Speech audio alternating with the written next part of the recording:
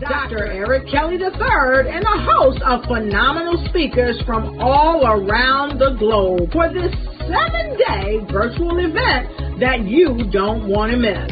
The mission of the Black Business Expo is to raise scholarship money from kids all the way from high school all the way from college. The Black Business Olympics is one of the largest Black business showcases in the world. It is an opportunity for businesses and companies to showcase their businesses globally. We are going to be giving away laptops up to $5,000 away to students. Again, I'm Olivia Appleberry, the founder of 2 Cents Finance and one of the speakers for the expo. I am so excited to see you there. For more info, go to www.blackbusinessexpousa.com or call 919-308-9090 and hope to see you there. I am Black business. From the moment I wake until the time I sleep. Yes, I am Black business. I am Black business. Tell me, are you Black business? I am Black business. Do you support Black businesses? Listen, I support Black business because I am Black business. Black Business Expo, one of the largest business showcases in the history of Black business in the world. The world! Sign up today at www.blackbusinessexpousa.com or call 919-308-9090. I am Black business. I am Black business. From the moment I wake until the time I sleep, I am Black business. I am Black business. Are you Black business? I am Black business. Do you support Black businesses? I support Black business because I am Black business. Black Business Expo, one of the largest business showcases in the history of Black America in North Carolina. Join Dr. Eric Kelly III and a host of phenomenal speakers from all around the globe for this 7-day virtual event that you don't want to miss. The mission of the Black Business Expo is to raise scholarship money from kids all the way from high school all the way from college. The Black Business Olympics is one of the largest Black business showcases in the world. It is an opportunity for businesses and companies to showcase their businesses globally. We are going to be giving away laptops up to $5,000 away to students. Again, I'm Olivia Appleberry, the founder of 2 Cents Finance and one of the speakers for the expo. I am so excited to see you there. For more info, go to www.blackbusinessexpousa.com or call 919-308-9090 and hope to see you there. I am Black business. From the moment I wake until the time I sleep. Yes, I am Black business. I am Black business. Tell me, are you Black business?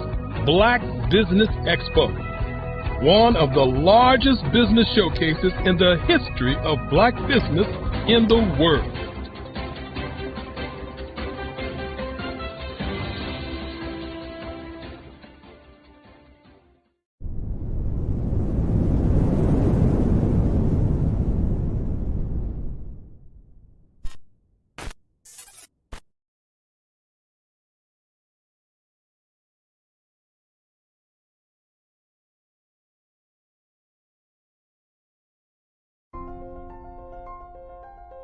What if you could build your own city?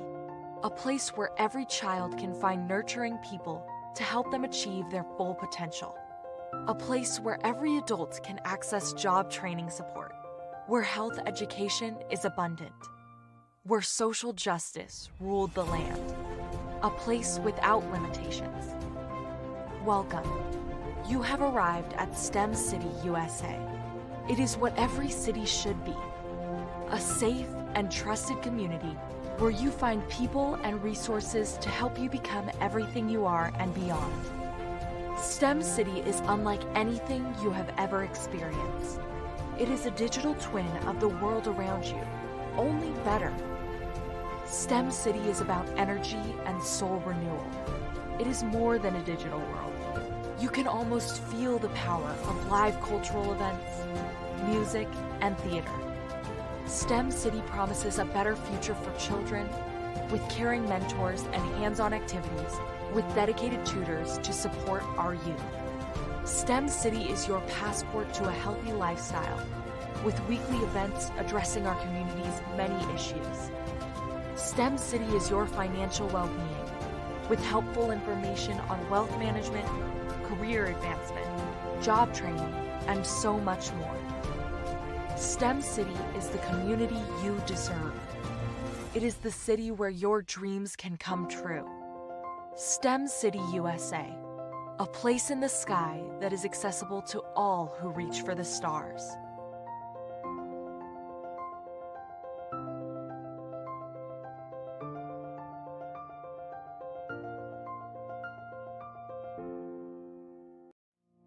Did you know that approximately 333.34 million businesses exist today, according to a report from 2021? And you may be one of those businesses, or maybe you're not in the business market yet, but you're aspiring to be a business owner.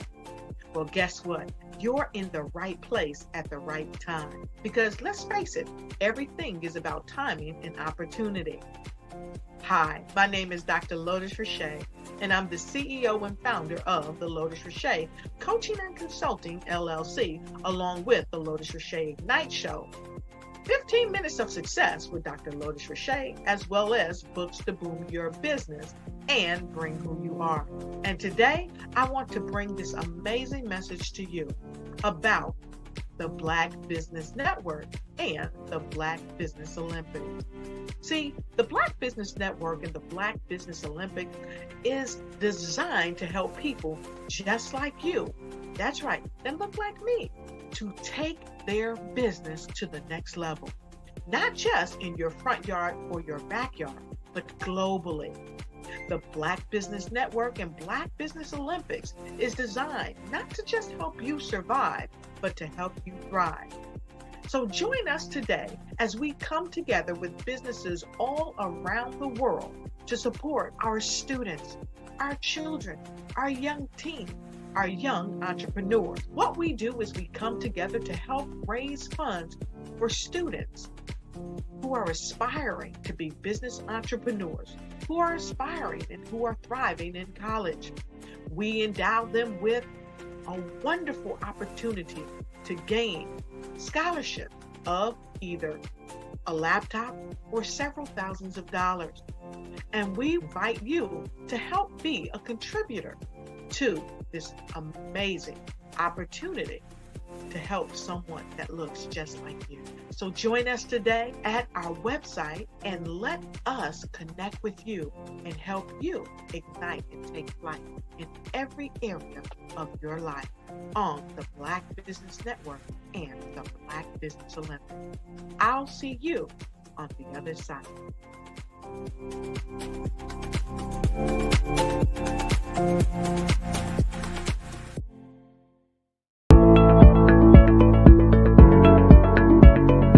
Prepare for what's coming and dominate in economic winter. Stand strong and thrive by showcasing your great products and services globally through the Black Business Network and Black Business Olympics. The Black Business Network has showcased over 2,000 companies with over $7 billion in sales each year. Over 10 million attendees have viewed the rebroadcast each month. Through the Black Business Olympics, Unique styles of business training and mentoring are turning students into business owners and entrepreneurial warriors who will dominate in any economy. Gain the ultimate advantage of the Black Business Olympics, 7 days of unbelievable topics and speakers speaking around the globe. Donate your time and experience to provide expertise and scholarships to students worldwide and change the world. Now, more than ever, new insights, tools, strategies, and capabilities are needed. This is your chance for a major presentation to the world. Fill out the form and join the more than 2,000 speakers who have presented to over 200 countries. Join the Black Business Network streaming live into the metaverse, STEM City, Black Multiverse Enterprises, Hulu, Amazon, YouTube, iHeartRadio, Apple, Facebook, LinkedIn, Pod TV, IBM TV, Spotify, and Google Podcasts. Sign up today. Spaces are limited, and we will see you there.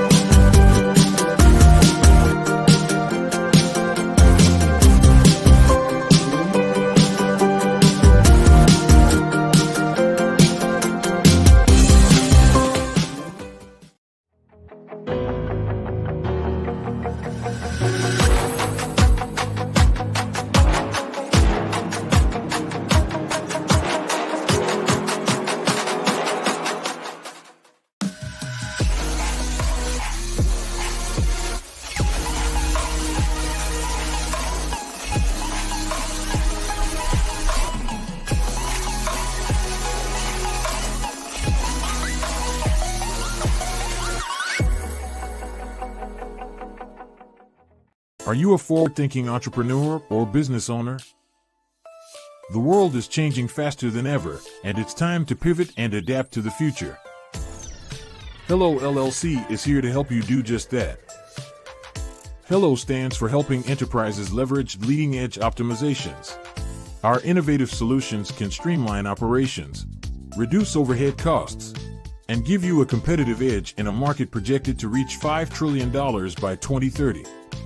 By pivoting to the metaverse, businesses can tap into a rapidly growing market that is projected to be a significant part of daily life for 25% of Americans by 2026.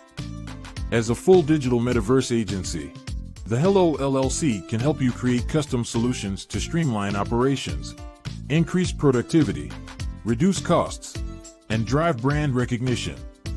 Why should you pivot to the metaverse with the Hello LLC? By leveraging cutting-edge technology, you can provide immersive experiences for your customers, expand your global reach, and unlock new revenue streams. Contact us today to make the pivot. Social media is evolving. It's more vibrant, more colorful, more energetic, and so are you. It's not just photos anymore.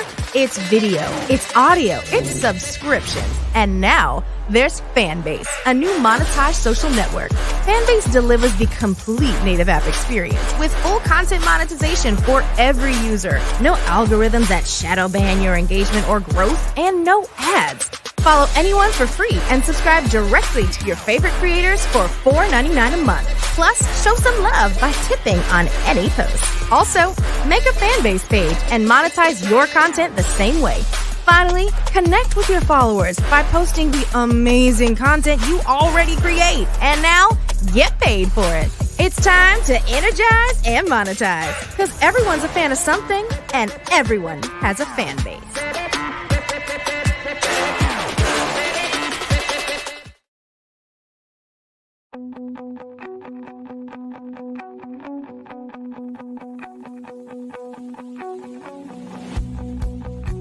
I am Black business.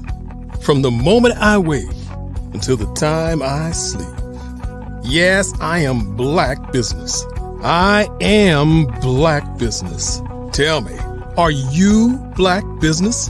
I am Black business. Do you support Black businesses? Listen, I support Black business because I am Black business. Black Business Expo, one of the largest business showcases in the history of Black business in the world. The world!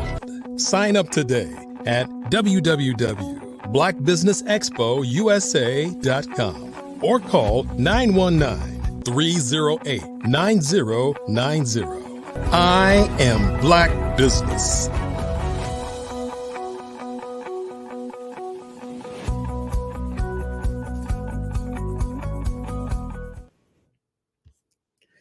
Well, welcome, business owners, entrepreneurs, good thought leaders, and corporations. Welcome to the Black Business Network.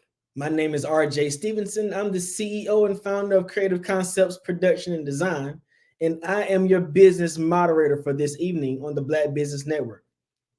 The Black Business Network is a 24-hour business network showcasing Black businesses, business owners, entrepreneurs, and thought leaders worldwide. We have speakers from North Carolina, Singapore, Japan, London, and cities all over the United States. The Black Business Network is a global community sharing its business knowledge to empower, inspire, and educate businesses about business. This evening's first speaker is Marak Hicks. Marak Hicks is a talent acquisition consultant, CEO, and founder of Miracle Recruiting. She's worked with companies ranging in size from 30 to over 1,000 employees and well-known tech companies like MongoDB, Palantir, Hinge, and OneDrop, and has rolled out recruiting processes, HR programs, and company policies, onboarded new hires, and created DEI programs. Her passion is recruiting in HR, while her focus is working with tech startups and helping smaller companies scale. What drives Marak is her love of people and watching them grow and be successful at the companies they join. She wants to ensure that all people feel included in workplace cultures. Across the board, she has found these three things consistent. The experience of your candidates and your employees is paramount, and diversity, equity, and inclusion are not just trending topics, but help shape organizations and cultivate environments where all people can thrive and feel supported in today's world.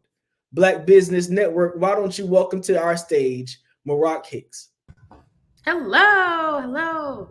Miss Hicks, how you doing? I'm good. How are you? I am doing amazing this wonderful evening. Thank you for joining us here as a speaker on the Black Business Olympics. We're glad to have you with us. Of course. Now listen, I'm interviewing you in a fireside chat today. I hope that's all right. I got my list of questions in front of me, and I'm ready to just get into what makes Marak Hicks tick. You ready for this? Already. Shoot. So start by telling us a little bit about how you started your company and what passion it was that made you become an entrepreneur. Sure. I started my company back in 2019 after working with a couple of larger organizations and really helping them grow and scale. And from those experiences, I saw what was important about not only having diverse HR and people-related staff, but also the importance of implementing those programs within organizations, because it creates it can create a disproportionate experience for your employees depending on what you are offering to your team and what your team's diversity breakdown is. So I decided, startup organizations, this tends to be a huge market for, just because when you're growing and you're scaling organizations from 20 or 15 people to 200 or 100, it normally doesn't become a thought to be thinking about hiring diversely, to having these programs, until they hit about 99 employees, realize that they need to file an EEO, they need to be having EEO questions on their applications. And so as a result of that, getting in early, if you get in on the ground level, you can really create and scale your organizations diversely. So after having those experiences, I decided to start my own business. I think entrepreneurship has just generally been around me for a really long time. My mother is an author, award-winning author, writer, business owner, who's also spoken on the network before. Her name is Eartha Watts Hicks. And have a number of different family members and friends and relatives who are entrepreneurs themselves. So as a result of that, I think that's where the passion started. And the idea came for me to kind of go out on my own. So I love hearing human resource people talk about what they do, because they start using these acronyms that nobody else knows anything about. And y'all be like A, B, C, D, E, F, G, H, I, J, K, L, M, N, O, P, right? How is it that you were able to sort of get used to the industry, learn the nomenclature, and be able to be viable enough to start your own business in that space? Sure. I would say I think I'm a big proponent in having a mentor or someone who can actively guide you, who has experience in the field that you're in. I think it's paramount. That's the first level. And part of that also means doing the research, finding out information, staying connected to other people who are in the industry so you can figure out how to solve certain problems, which is a good question. So I typically will do that through communities that I'm a part of. Some of them would be like resources for humans, etc. Right? Communities for HR professionals is another way that I can say kind of my experience kind of got brushed up on outside of just working on the job and kind of getting the experience firsthand. Finally, I would say, it's ironic because we do have a number of different acronyms in the industry.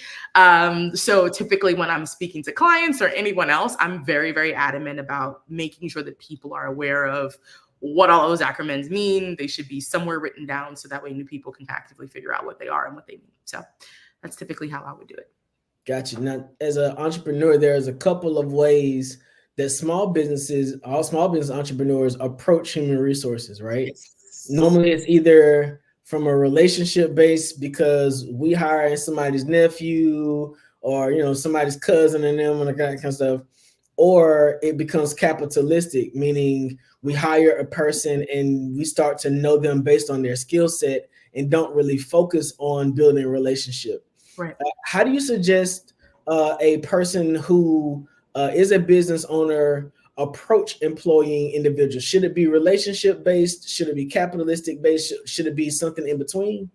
So I would always recommend that it's something in between, but always setting the expectation and the understanding that your family, your relatives, your friends. So if you're going to find yourself in a situation where you will need to ultimately terminate them because they don't have the skill set required or they don't have the background necessary, I would just recommend that you go ahead and hire externally, because you do want to make sure you maintain those positive relationships. So your people, right? If your people are going to be reliable, dependable, have the skill set, have the experience, hire your people 1000%. But if you're afraid that in 6 months, in 3 months, in 2 months, you're going to have to tell your cousin, hey, this isn't working out, and have to have that very awkward conversation, I would recommend you just not go ahead and just post the role for free, find a job board, go on LinkedIn, reach out to people and pay someone who is going to put their energy and their effort towards your business with their own direct skill set and experience. So another thing in addition to the relationship versus capitalism is a business owner often wants to know that their business is viable enough to be consistent with salary money, right?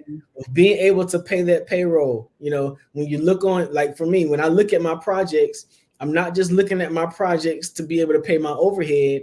I also got to look at my projects to be able to pay my staff. Yep. And a lot of businesses don't scale into employing other people because they can't find a way to be sure that they can be consistent with the payload, right? What do you suggest in terms of how a business owner can venture into hiring employees and having the confidence to be able to provide for them financially? Sure. So I always say my recommendation is, unless you are venture capital backed, unless you are or you have raised or gotten investment of at least $20 million, my recommendation is for you not to hire employees. The cost and the overhead related to hiring full-time employees is expensive. And there are other ways for you to have relationships with individuals who work for your company outside of the main W-2s, right? So for an example, when I partner with a business, my partnership is a 1099. I recommend 1099 partnerships with people pretty frequently, depending on the scope, the number of hours, the role and the requirements for that particular role. You get the opportunity to pay someone something fair and feasible for the work that they're committing based off of the number of hours that you have. And then you also get the opportunity to not have to worry about the overhead cost of benefits and insurance and state taxes, et cetera, for you having full-time employees. So I would not recommend a smaller business hire employees unless they are making at least about, I would say the lowest I would say would probably be about $5 million before you start actively hiring FTEs before that, or full-time employees. Before that, I would say definitely go with the contractor and then let them know that as the business grows or the business scales, you definitely would be open to bringing them on full-time when the dollars align the right way. So you just told me that I need to go fire everybody because I definitely making $5 million a year, right? So there are some small business owners who just heard you tell them to take the axe to everybody on the team. Don't take the axe. I would say check the classification. If the role is something that can be handled by a contractor, and hey, listen, small business owners, I am a small business. It's not always feasible for us to bring on somebody and pay them a full-time salary plus cover the cost of their benefits. It's expensive, right? So can that be done on a contract basis? Can that be done with someone you can find on Fiverr or another option like a Fiverr? Do you have to pay a full-time employee to do that? Also, there are commission structures for certain roles or positions. Definitely leverage other avenues for choosing the right kind of talent for where you are within the stage of your business. So you being human resources and development, is like, where are we finding talent pools now? Because it's post-COVID, the pandemic's over. Yeah. People still want to work from home. Mm-hmm. But small business owners sometimes want to see people come into the office. Mm-hmm. Is that interesting flex that we're in right now between the way business used to be and the way business is now? How are you seeing the industry right now in terms of people wanting to reintroduce people back to a brick and mortar versus having a more home-based or virtual-based positioning? Where are we at in the landscape of human resources as regards to that? Sure. So hate to give you an HR answer, but my HR answer is it really depends on what's going to be the most beneficial for your business. Post-COVID, we are in a post-COVID market. We are dealing with a new generation of talent entering into the workforce. The requirements that they're looking for from their jobs and the expectations from their jobs are completely different. But it really depends on what your business needs. I am a big proponent for either hybrid or work from home. I think people are productive when they work from home. And I think if you're thinking about the war on talent and how to hire the best people for your organization, right now, one of the biggest proponents is flexibility. So if you want to be able to stand on the cutting edge of what other companies in the industry are doing, then I would definitely be looking to offer flexibility to your talent because not everyone thrives and works best from an office. So that's my first recommendation. That said, not every role can be done remotely, right? I worked with a company as a client. They were building a biosensor, which is a glucose monitor. They were in the process of developing that glucose monitor. The scientist building the product couldn't have the lab machines in their house, right? So for those roles, the recommendation would be in person, right? And making sure that you're creating environments that are as safe, that are creating positive experience for those employees because they do have to get up, and that your compensation packages align to attract talent to want to go into the office. Are you covering commuter benefits? Are you giving them lunch once a day or once a week in the office? What does that look like, right? Make your packages attractive. But post-COVID, some people are looking to get back in the office. Other people are not. So you have to figure out what's most important to you for your business, for your culture and your company's culture, to make sure that you can actively be standing on the cutting edge and meeting talent where they are, and offering as much flexibility as possible. Now, during COVID, we saw a lot of companies start employing technologies that tracked employees' time, tracked keystrokes, because they were realizing that people were at home having a little bit more balance of home than they were of work, and not as productive. Like people were trying to figure out, how do I work all day and the kids are here and the dog is in the living room with me and my spouse is trying to get my attention. It was like, people had to learn how to do that. And then with having a graduating class this year of kids who never graduated from high school, never walked across the stage, they're just walking across the stage now. I mean, having workplace skills is something that people don't just come along with these days, right? So how are companies now employing technologies, or what methods are they using to ensure that they're getting their money's worth out of the people who are working remotely? Sure. So I have seen all sorts of things. I've seen companies track emails. I've seen companies track clicks, activity, and how active they are in internal communication tools. There are a number of different ways that companies can actively track that information. That said, I think what's most important to me is the experience of the company and the employee. I consider myself as an HR professional. I always say that I'm the marriage counselor between the employee and the company, right? That is my job. I come in, I help you guys meet in the middle and figure out what makes the most sense. So while I do believe that there are tools out there that can be leveraged to track whether people are actively working, my first thought is, if you create a culture where you show your employees that you don't trust them, you won't retain them. And hiring talent is expensive to hire. It's a longer process. And right now, though we're in a space where there are a number of people open to finding work and looking for opportunities based off of the layoffs that have happened in the last 2 years, the feedback that former employees leave about your organization is paramount in how people look at your company, right? So I think that if you want to create an environment where people are autonomous and they can do their work to the best of their ability and show up, you will ultimately keep your employees longer. So that way you don't have to worry about backfilling employees, which is expensive, right? Turnover is expensive. So rather than creating a culture where someone needs to be super anxious about them going to the bathroom in the middle of the day, figure out what's causing you to feel super concerned about whether or not people are working. Are you seeing a dip in performance or output? Are you seeing a dip in people showing up, or the way that they're showing up to their meetings? Ultimately, these are all people. These are conversations that can actively be had. And if you feel that someone is not honoring the honor system that you are providing for the rest of your employees, and they're probably not the right fit for your company. And you can actively figure out the best ways for you to transition those people out of your organization, so you're not ultimately bringing down the active people who are working well. So that would be my recommendation in that. I think in addition to that, when we talk about skills, right, and these new hires coming into the market and the workplace and having never graduated this is their first time graduating, right?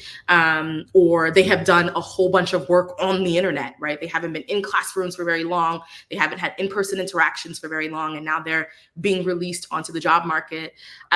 Just understand that every set of graduating students who are coming into the workplace need to be adjusted or acclimated to the workforce. And so the same mistakes that I made when I was graduating from college is the same mistakes that people made 20 years before me, right? So there's a level of patience and grace that goes into hiring new grads, and just keeping that kind of in mind as well.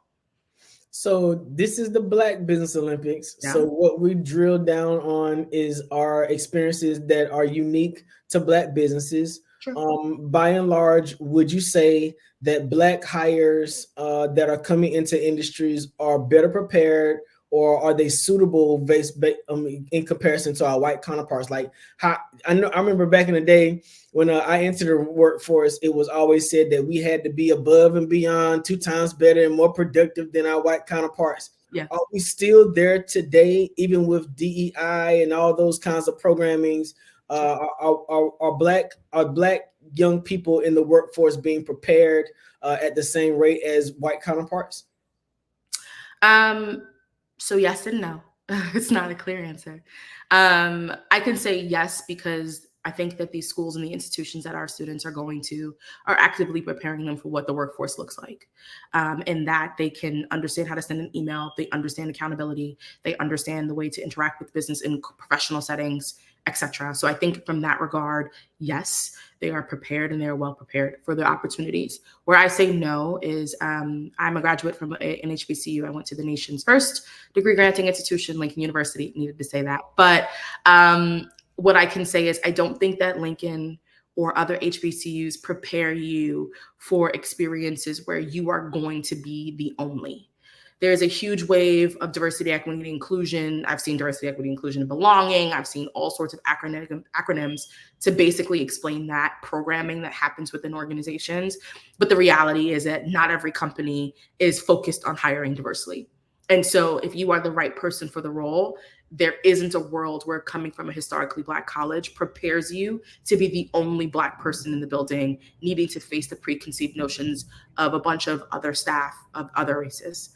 So I would say, make sure that you have a strong foundation in who you are, what you bring to the table, and what makes you special. And I also want to say that this is, I wouldn't recommend quiet quitting, which is showing up to work but acting like you couldn't, right? But I would say that don't settle. And if you are not experiencing what you need from an organization, there are other companies out there that can give you what you need. And I say that because ultimately, it does mean not just that we need to be 2 times better, but it does mean that when you are the only person of color, the only Black woman, the only Black man in an organization, you are fighting the preconceived notions of however big your company is. And that's not an easy task. And it puts you in a situation where you feel like you need to be the voice, and it is not your responsibility or your obligation to be the voice of an entire community because people didn't take the time out to do their research and find out information on their own. So if that's where you are and what you're feeling or experiencing, I would say it's time for you to look for organizations that have more people who look like you, or mention programming to support people. I would also recommend looking at these companies, organizations, and the diversity breakdowns, asking for them in your interview process. So that way they know it's as important to you as it should be to them. You can pretty much look at every organization and see their executive team on their website. You know exactly what you're walking into. So just being cognizant of those things when you're joining an organization, before joining the organization. And if you're there and you're not comfortable, you're not experiencing a positive experience, I would say it might be a good opportunity for you to look for other roles. That's my recommendation. So I graduated from undergrad in 2002. Sure. It's 2024. Yeah. I cannot expect for an undergraduate today to think like I thought back then. No. Right? But I do expect for them to perform and work today like I perform and work back then. What do business owners need to consider when preparing themselves for embracing a new generation of employees? Are there any classes or trainings that you suggest for business owners to sort of help bridge the gap? Because if we're expecting for young people to come in and have orientation, should business owners possibly be having orientation on how to deal with the new generation of the workforce? I don't think it's necessary for businesses or organizations to go through any formalized trainings on how to work with this new generation of students or people coming into the workforce. I don't think it's necessary because I think you just need to be realistic about what you're looking for. If you're posting an entry-level role, you understand that you're hiring someone with no experience. So they don't have experience. They may not be as polished, right? They may not have had experience with creating decks or building dashboards or whatever the case may be based off of what they learned in school or what their degree is in. So just being realistic with yourself about how much work is going to go into training your newer staff, right? I also just want to set the expectation that this new generation has been on the internet and using computers and using technology and using social media for a lot longer than some of our older counterparts in the industry today. But that does not mean that everybody is a social media manager. That does not mean that everybody from this generation is going to get you 1 million followers on TikTok, right? You need to be realistic about what you're asking for. And then after being realistic about what you're asking for, making sure that you're finding the right people for what you're looking for. Don't grab the cheap person and expect them to be coming to the table with the same level of experience, the same skill set, simply because they grew up in the house with computers their entire life, as someone who works and gets paid $100,000 to do the same thing. That would be my recommendation. But do you need to go through some formalized training? No. Just give your new grad grace. They're a new graduate. They may not fully understand how to navigate workplace conflict, workplace projects, how to project manage formally, right? So just be prepared to do a lot of training and a lot of hand-holding.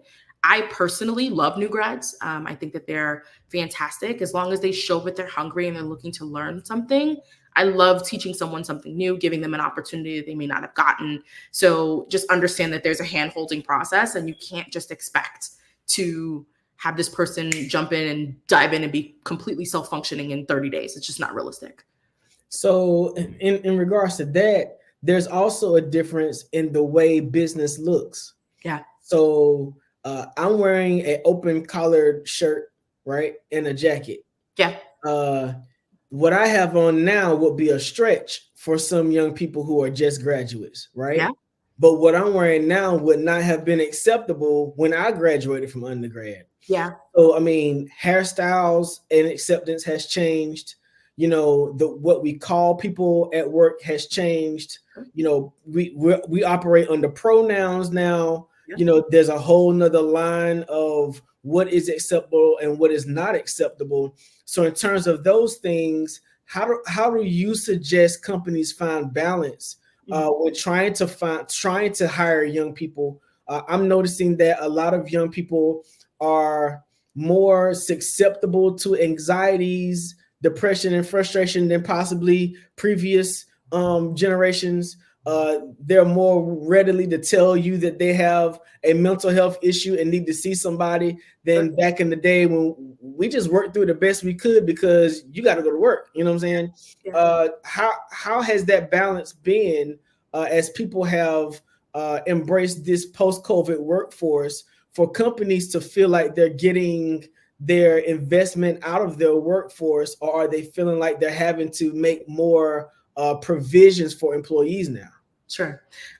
So first, let me just say it's important for you to make sure that you're keeping up to date with your state's or local laws, because there are a number of acts that are passing in these different states that make it illegal for you to discriminate against someone based off of their hair, right? So just being mindful of that, right? Back in 1980, 1990, you know, people were discriminated against for having locks, braids, etc.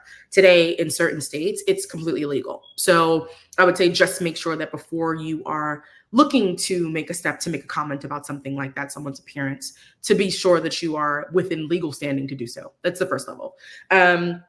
Second, I think that you know, we are dealing with a different generation of people. We're dealing with a generation of people that have been thoroughly supported and have had their hands thoroughly held with technology thus far, right? And I'm showing my age a little bit, but I did grow up in a household when we got the first computer and had dial-up. So it's a very different experience for me than it is for someone who is 21 coming fresh out of college. So what I can say is the best thing that an organization can do before they even start having the conversation about hiring talent and how can they get their money's worth based off of the people that they're hiring is to create create your culture by defining your company's values and your company's mission. Because you'll start to realize once you define what those things are for yourself and your team, that a lot of things that seem like they're important don't actually matter.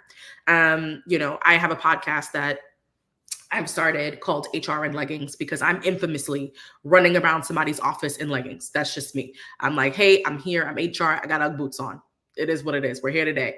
I solved your problem though. So that's all that matters. So I would say just figuring out what that company North Star is for your organization, what your culture is, what your vision is, what your mission is, what your values are, how you want people to interact in the workplace every day will really define whether that person needs to be in a suit and tie, or if that person is totally fine to come in leggings. Do we need this person to be in business or business casual? Can they come in casually?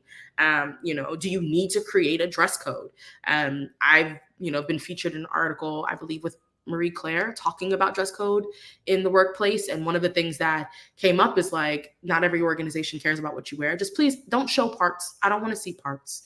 That's it. But it's totally fine for you to come and bring your full self to work if that's what aligns with your job and your organization.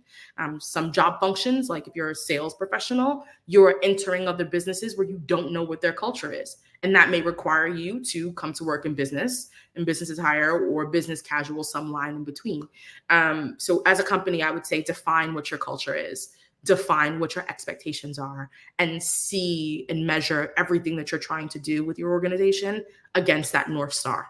That's like the first level and how to handle and manage that. After that, I would say any new hires or new grads who are coming into the workforce and don't know what the expectations are, ask.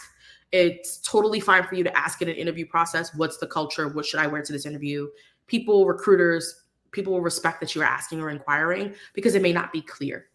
So definitely ask, I would say ask. In terms of the generation coming in and being very forthcoming about their mental state and where they are and how they're feeling, and it's showing and feeling like not as much work is getting done because they're dealing with anxiety, etc. I would say, again, kind of leaning into that North Star that you have. And what does that mean for your organization? If you have a company value that is empathy, right? Then that means that if your employee is saying that they're super depressed and they're stressed and they can't focus on work, then having an empathetic conversation with that employee to figure out what's going on. Are you comfortable sharing? How can we support you? And understanding that these are the things that we need to get done, but we want to be there for you while you are dealing with X. And companies can kind of find that balance. It's a requirement by law for you to have reasonable accommodation for anyone who comes forward with any sort of mental, physical, psychological illness. So reasonable accommodation is totally fine. When it starts to feel like it's not reasonable, then you need to have a realistic conversation with your employee about their output.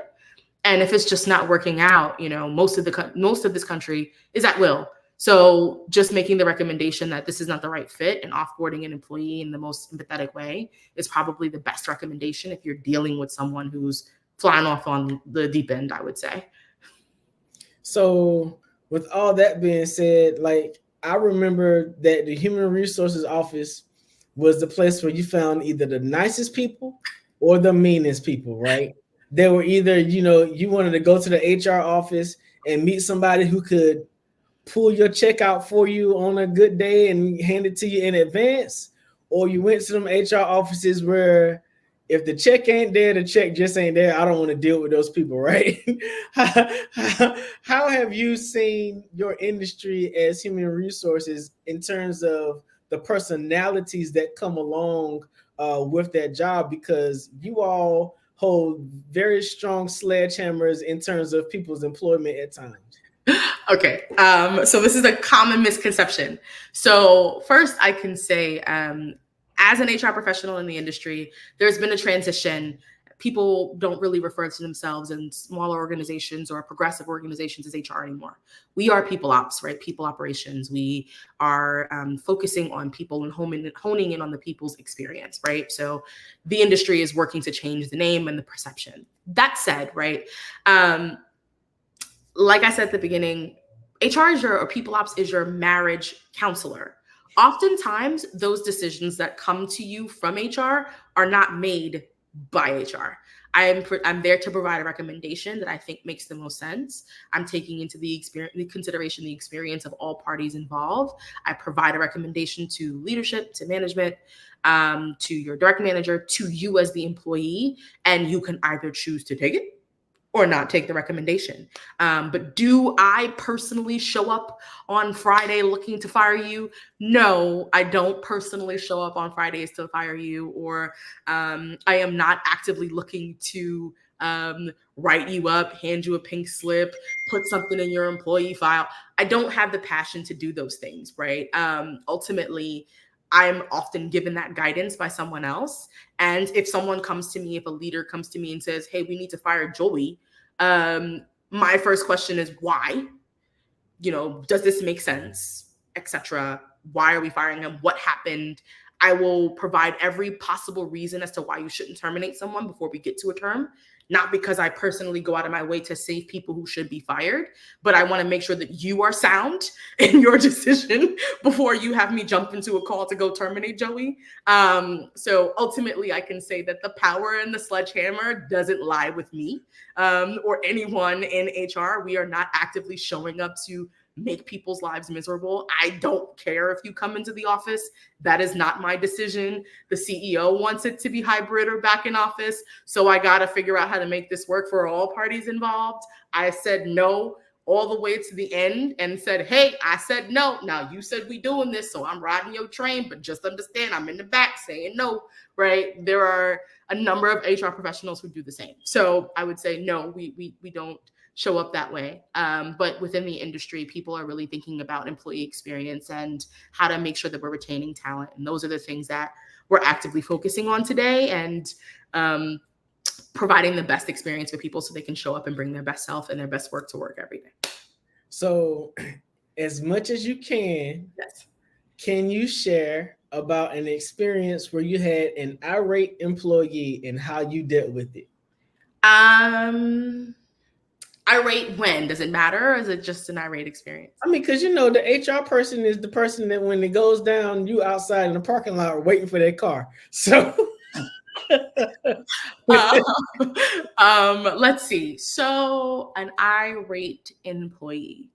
I had to terminate an employee who internally was unhappy with their manager, and this particular manager had been influential in the organization getting a $100 million investment and was something like employee number 5, right? And I can deal with, you know, employees being unhappy with their managers and figuring out how to bridge the gap to create positive experiences on both sides and to just manage expectations. I'm totally fine with that. But in this particular instance, this employee decided to go on a hate campaign and put time on everyone's calendars to directly speak about why they felt their manager was unqualified and unfit and incapable, and how we needed to hire someone to replace their particular manager. So what went from being a proactive and thoughtful experience, I'm trying to pick my words politely, what went from being that very quickly turned into a hate campaign against a manager who also happened to be a woman of color. And I worked for an organization, and one of their company values were respect, and another of the company values was integrity and empathy, and those actions directly went against those 3 values, right? We're respecting our colleagues and other people in the organization. If you have an issue with that person, you handle that issue with that person. You don't start a hate campaign, because now not only am I annoyed as HR because I am dealing with your hate campaign, I am also annoyed because this is a conversation that was an ongoing one where we were trying to figure out how to make things work. And you were providing an experience and providing commentary on a level of providing commentary on someone's level or capability to do a job in a field that you were not experienced in. So ultimately, let's just say that person had to go. You know, they weren't very happy with me about having to go. But ultimately, it's like, hey, listen, I need to create an environment that is positive for all people so they can get work done and we can focus on work and not on gossip. And if one more person sends me a message about what you told them in your meeting about X, I'm probably going to pull my eyelashes out. So this is not going to be the best experience for anyone. You're not happy, and now we're not happy because this is no longer productive. This is gossip. This is catty. This is all of the other things. And it's this employee today. Who is it going to be tomorrow? So all of those things taken into consideration, we ultimately had to let that person go. Wow. Yeah. Happens. So you have shared some amazing knowledge with us this afternoon, evening, and I'm appreciative of it. Can you share with everybody how they can get in contact with you if they need your company services or need some consultation from you? Sure thing. So you can follow me on any social media platform at Miracle Recruiting.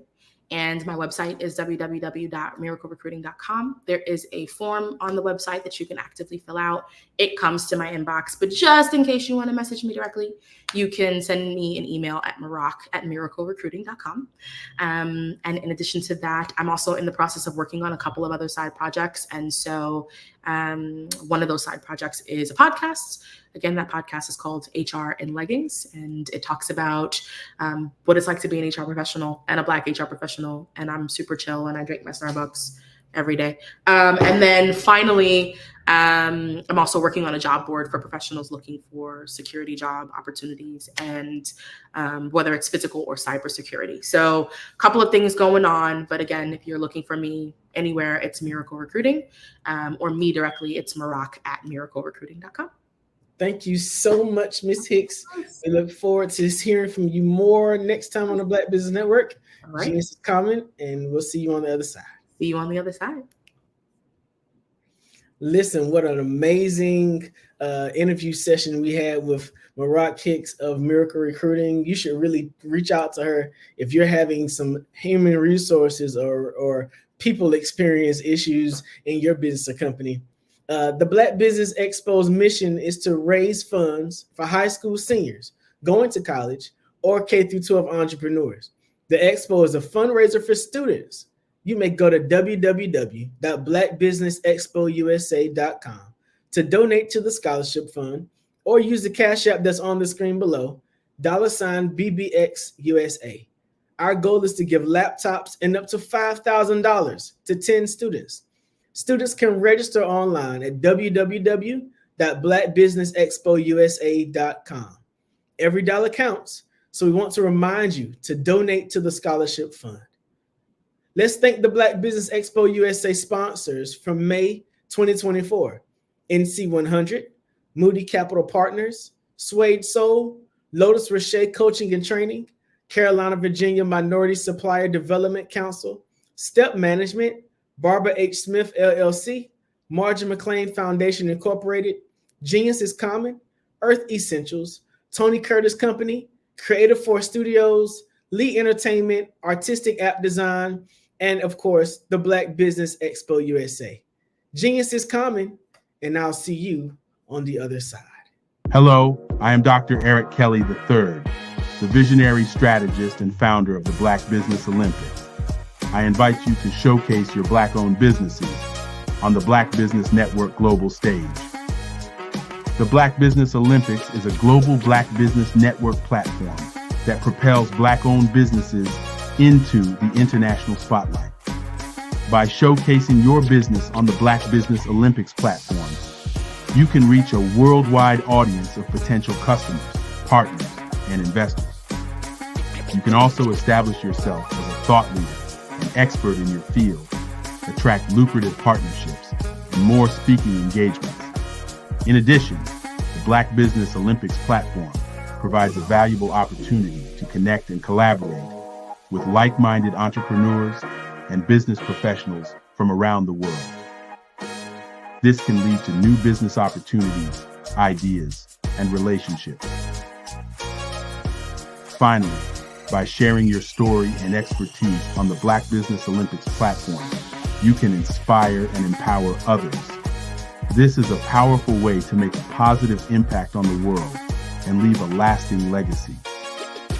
If you are a Black-owned business owner, I encourage you to seize the opportunity to showcase your business on the Black Business Olympics platform. It is a once-in-a-lifetime opportunity to make an indelible mark on the world. Be one of the 1,000 visionary entrepreneurs who are changing students' lives, shaping industries, and leaving an unforgettable legacy for their families. Unleash your voice on our global stage and watch your business thrive. Black Business Olympics is one of the largest Black business showcases in the history of Black business in the world. Yes, the entire world. Just give me a call today at 919-308-9090.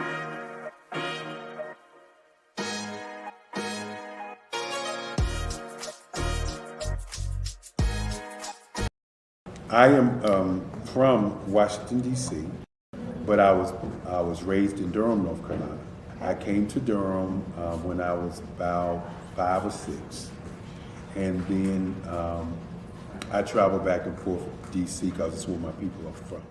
One of the unique things about You are in the right place at the right time. The Black Business Network opens again for its Black Business Olympics, a 24/7 broadcast on business, strategies, global.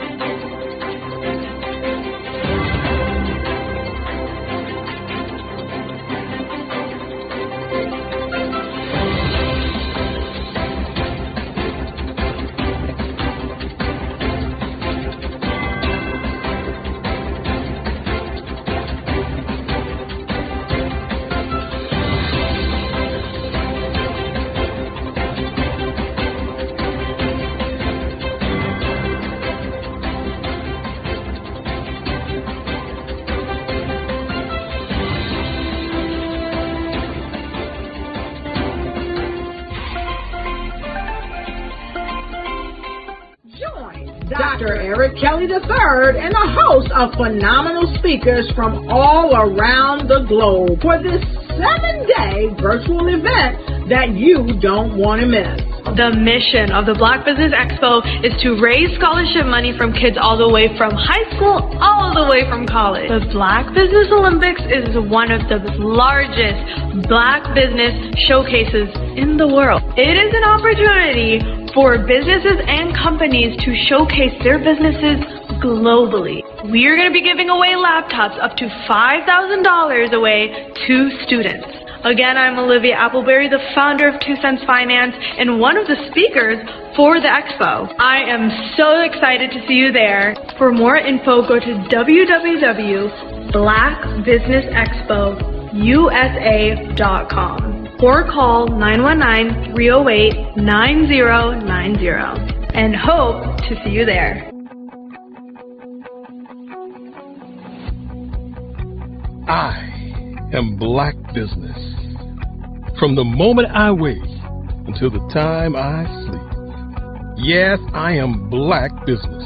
I am Black business.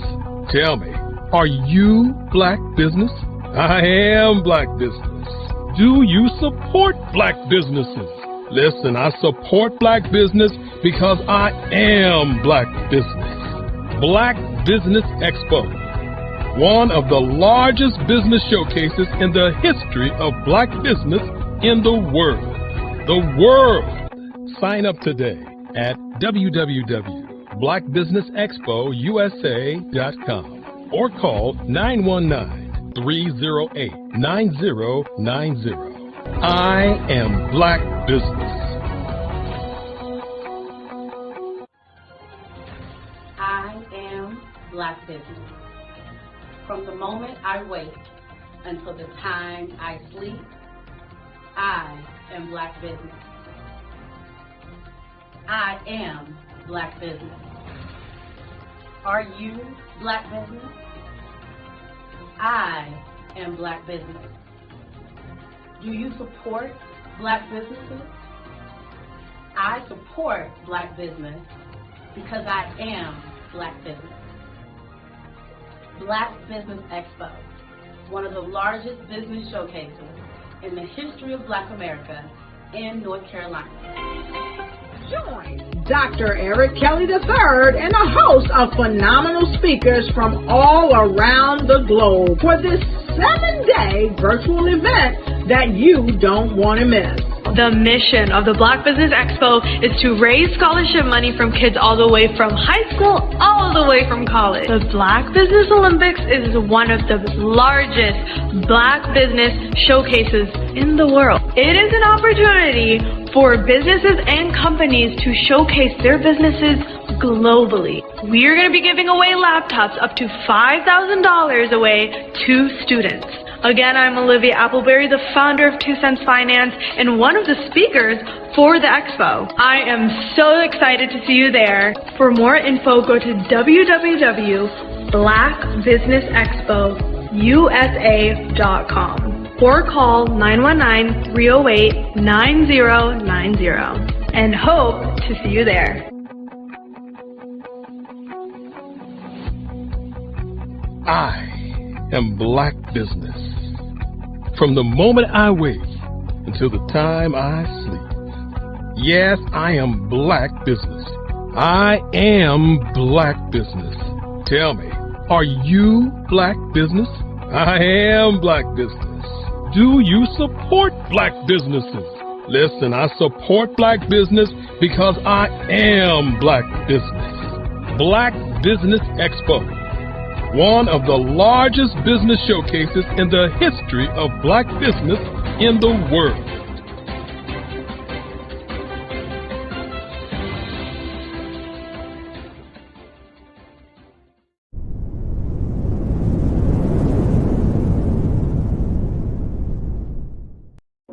Ladies and gentlemen, and fellow professionals, please allow me to introduce myself.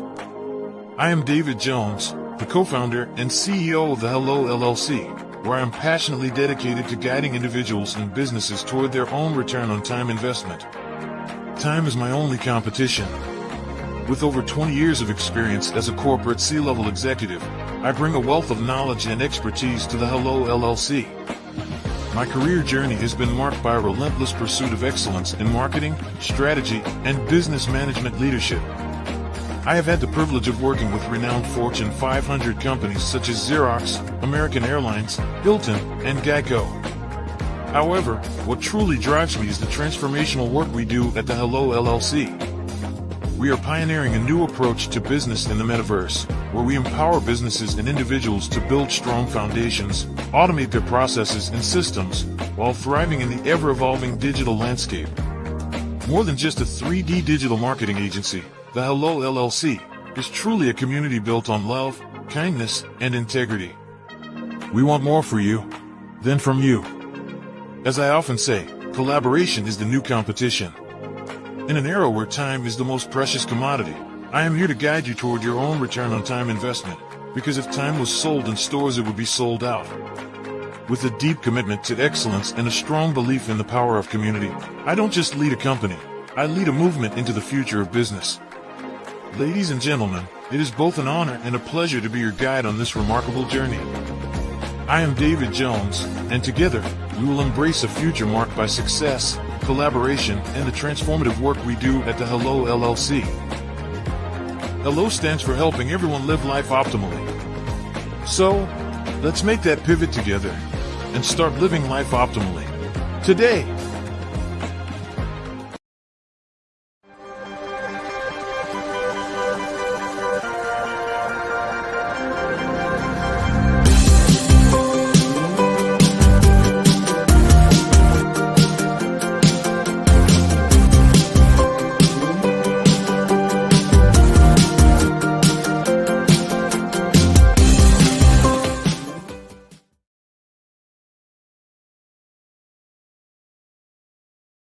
Artist to me is a creative expression of something from nothing. You know, it explodes onto the canvas, or it explodes on in my work. One of the things that I try to do more than anything is I try to just give the lines and the movements and emotions and expressions into what I do. Art really means to me a chance to express how I feel deep down inside. Most of my art begins as a thought that I might have, you know, whether it's sports, whether it's history, whether it's a woman or a man. It pretty much starts as an idea of thought before I get into the actual image of what I'm going to draw. I do a lot of historical pieces. I was a history minor in college, and I love to do history pieces. And a lot of times I'm thinking about history, and then I try to make that history impact you as you look at it. That's one of the reasons I do pictures so large. People ask me, why do I do the pictures so big? And I tell them, I want the piece to impact them as they're looking at it, to kind of dominate them, dominate their space. And most of my pieces I try to do off page. I don't try to do anything that's going to be in those four corners or in a square. And I want your imagination to be a part of the piece that you're looking at.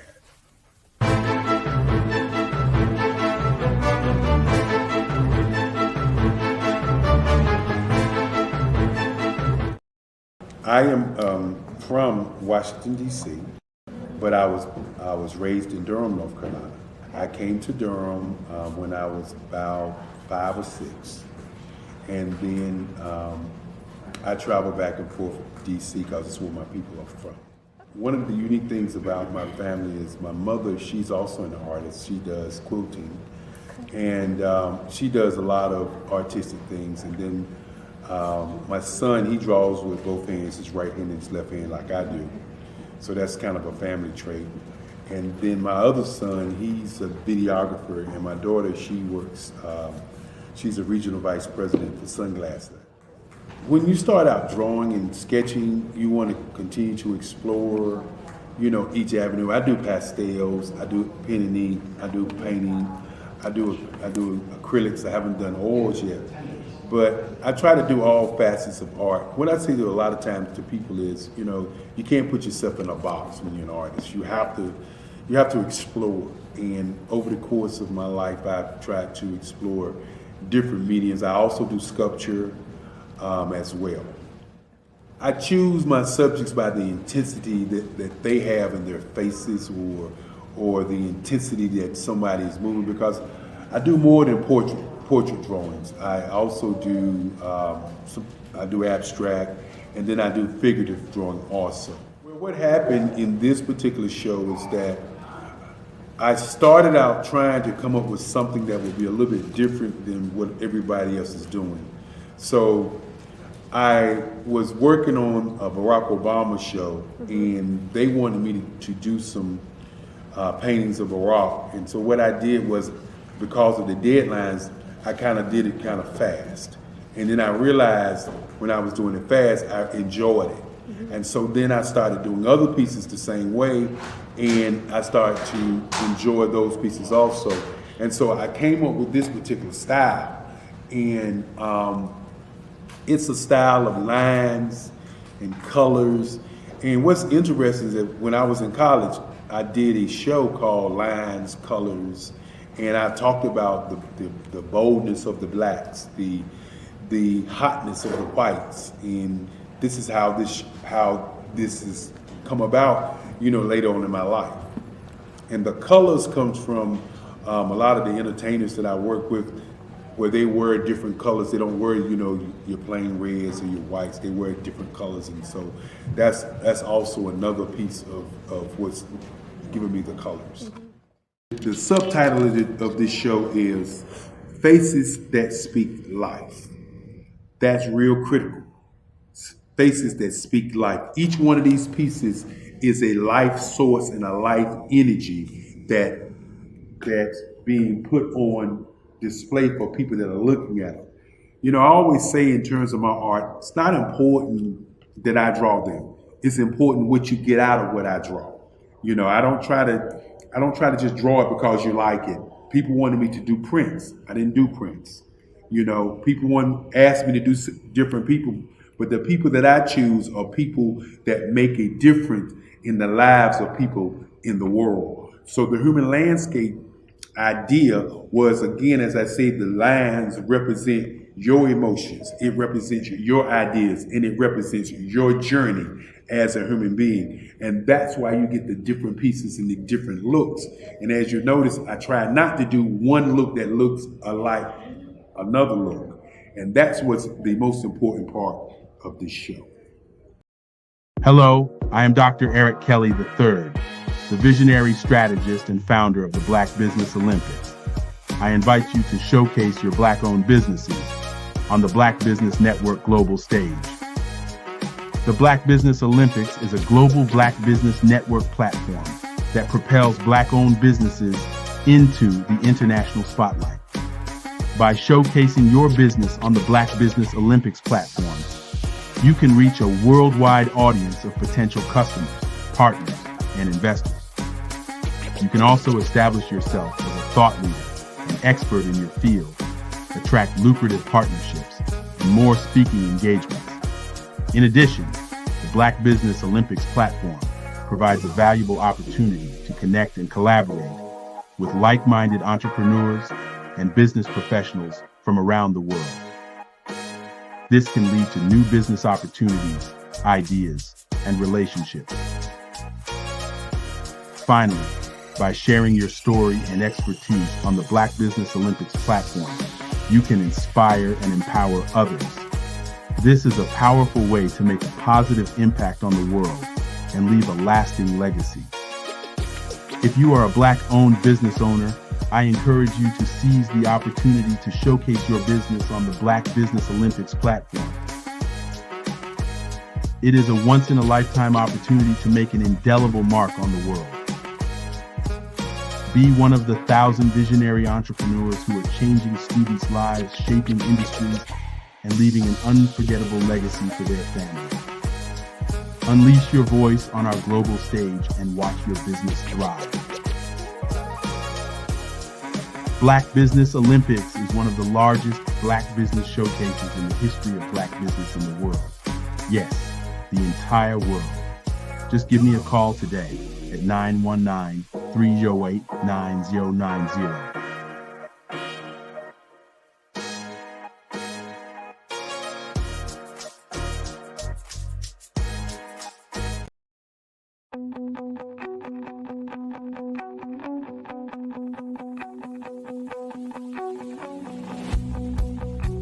I am Black business. From the moment I wake until the time I sleep. Yes, I am Black business. I am Black business. Tell me, are you Black business? I am Black business. Do you support Black businesses? Listen, I support Black business because I am Black business. Black Business Expo, one of the largest business showcases in the history of Black business in the world. The world! Sign up today at www.blackbusinessexpousa.com or call 919-308-9090. I am Black business.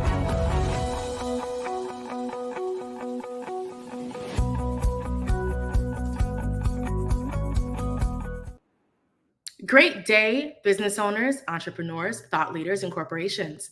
Welcome to the Black Business Network. My name is Marak Hicks, founder and CEO of Miracle Recruiting, and I am your business moderator for this evening on the Black Business Network. The Black Business Network is a 24-hour business network showcasing Black businesses, business owners, entrepreneurs, and thought leaders worldwide. We have speakers from North Carolina, London, Singapore, Africa, Japan, and cities all over the United States. I'm joining you this evening from Philadelphia, Pennsylvania. The Black Business Network is a global community sharing its business knowledge to empower, inspire, and educate businesses about business. It is with great honor and immense privilege that I introduce to you two visionaries whose work transcends the boundaries of time and culture. First up, I would love to introduce you to RJ, or Roderick Stevenson, a young trailblazer in music, media, and ministry.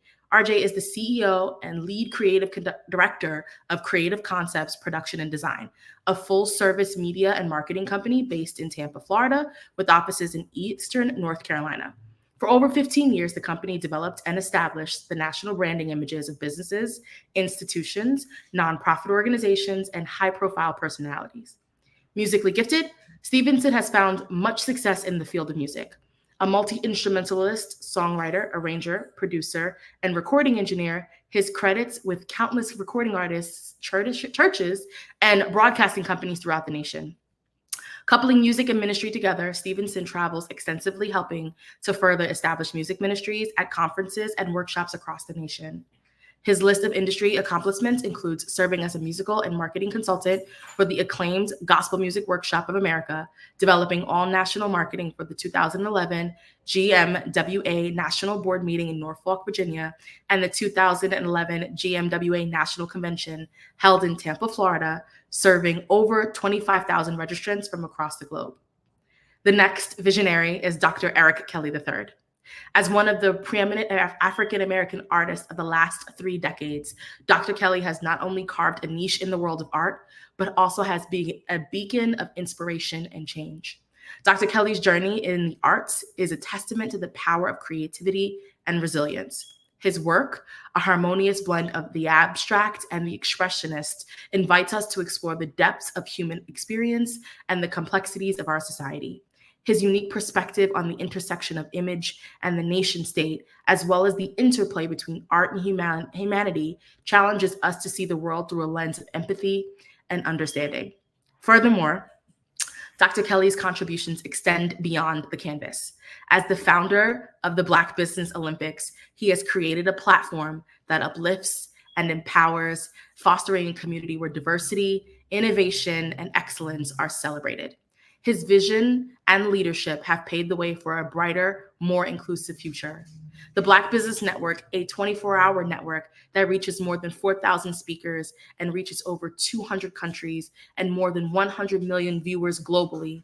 Let me please bring on, and I'm super excited to bring them both on, Dr. Eric Kelly and RJ Stevenson. Hi, you guys. Hey.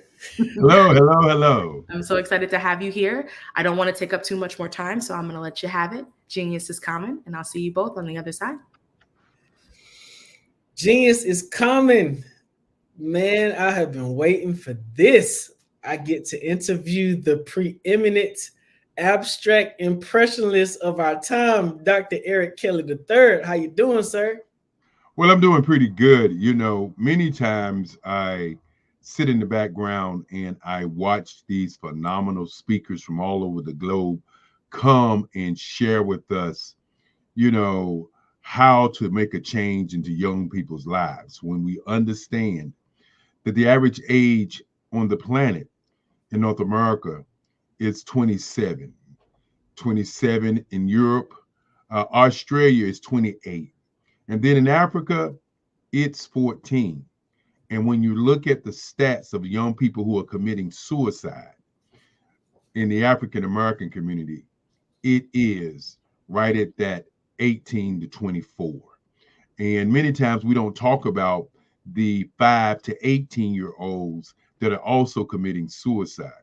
And our kids are pushed into what I call the entertainment culture, which is athletics, you know, basketball, football, you know, singing and dancing, being an actor, you know, actually dancing and stripping and then crime. I call all of that the entertainment economy.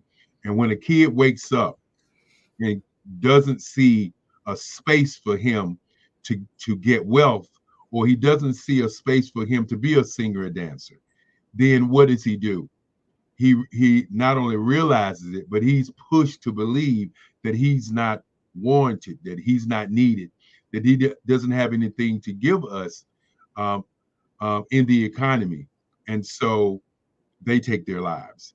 And so what I want to do is to change that, you know, being a scientist, being an artist, being a businessman. I look at what's going on in our culture. And this is a phenomenon that's going in our culture that nobody's going to change but us. And so the Black Business Olympics, which is a global platform, is here to begin to let our kids know that they can be entrepreneurs, because many times they don't see business owners when they look at television. They don't see, you know, entrepreneurs. They don't see millionaires like yourself on these kind of shows. What they see is, as I said before, actors, singers, and dancers, and criminals. And that is just not what Black people are all about. And again, I smile because I get an opportunity to be interrogated, investigated, and also an opportunity to introduce you to an audience that's been waiting for you to show up. So you have developed the Black Business Network as a 24-hour business network globally, one of the largest networks in African American community in the world. All right. You've developed the Black Business Expo as a traveling Black business event where Black owners and Black consumers can be brought together. And you've also established the Black Business Olympics, a 7-day, 12-hour a day, 24-hour live event that happens at the end of the month. That allows Black business owners, entrepreneurs, thought leaders, speakers from all over the globe to come together to share. I mean, what in the world are you trying to create here, Dr. Kelly? It seems like, we're going to have our own planet in a moment. Like, what is your vision for the Black Business Network? Well, when the pandemic hit, me and my mother, we were talking about what we were going to do, and my sister. And, initially, everybody was locked down, so to speak. And we even used that prison culture in terms of the words that we use, but I'll use it today. But everybody was locked down. The governor said that we could have no more than 5 people in a room. And so that kind of canceled what my grandmother started way back in 1990, which was the Black Business Expo. And so we had been doing the Black Business Expo for over 20 years. She passed. We took a break when she passed because she was not only the family matriarch, but she was my mother because she raised me, her and my mother. And so when the pandemic hit, we had just come off of 3 successful shows of 350 business owners, some 3,000 to 5,000 people. And we were getting ready to change our model from just doing it once a year to twice a year. And then the pandemic hit us. And so when the pandemic hit, I was watching what everybody was doing. And I was watching Swiss Beats and Timberland, who was doing Versus at the time.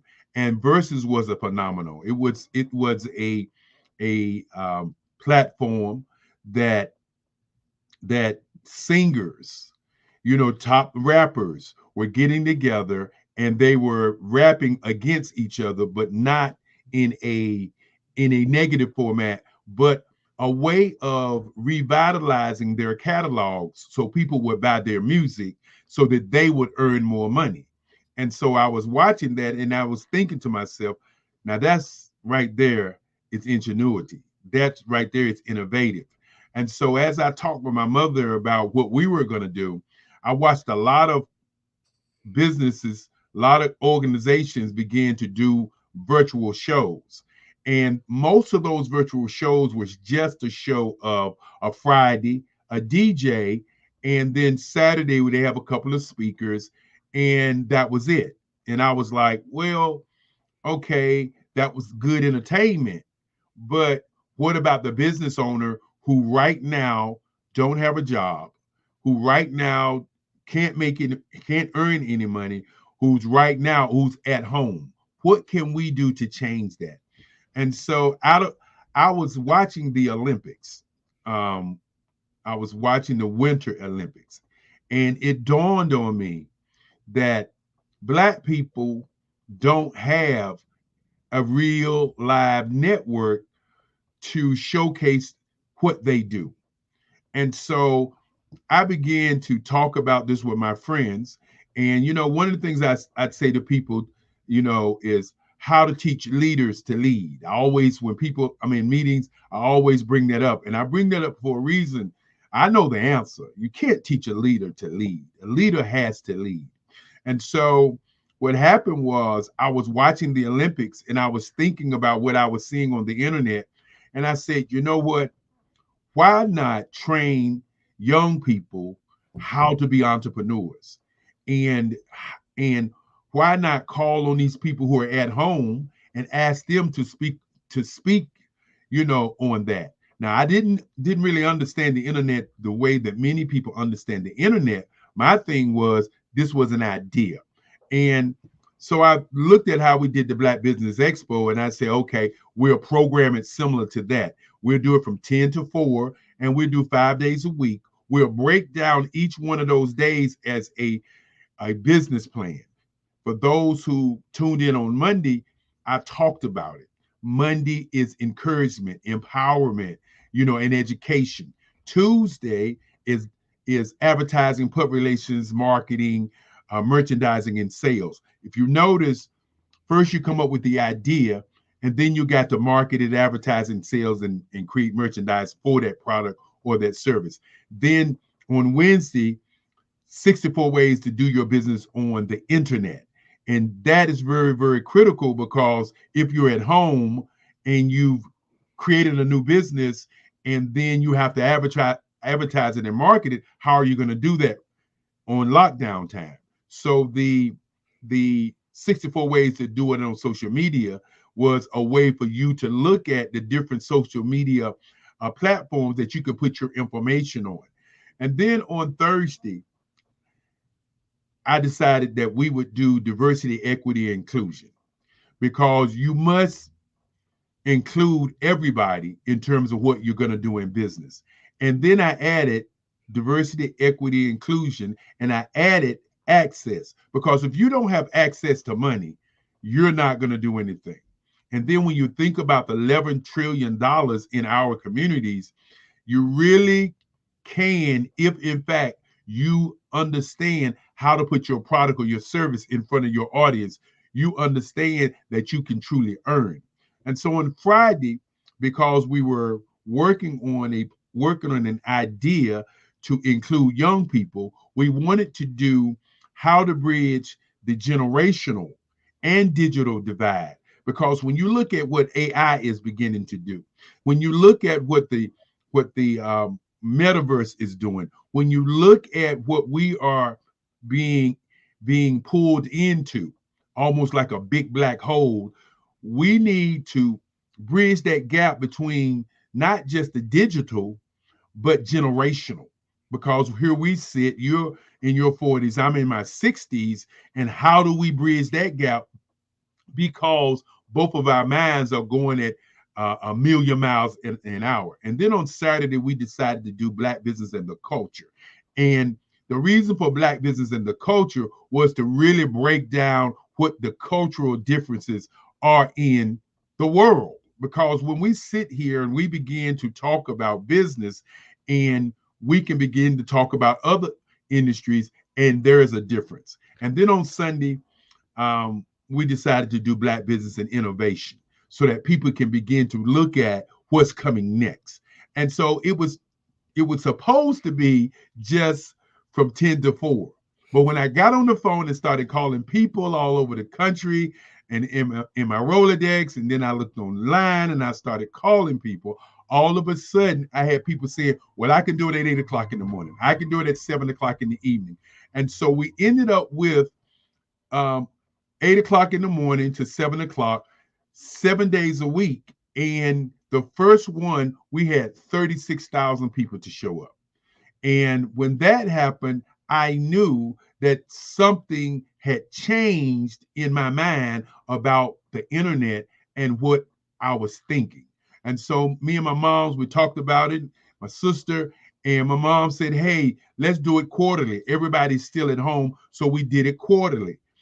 Kim McLean, one of my best friends, came on board, and she's a social media evangelist.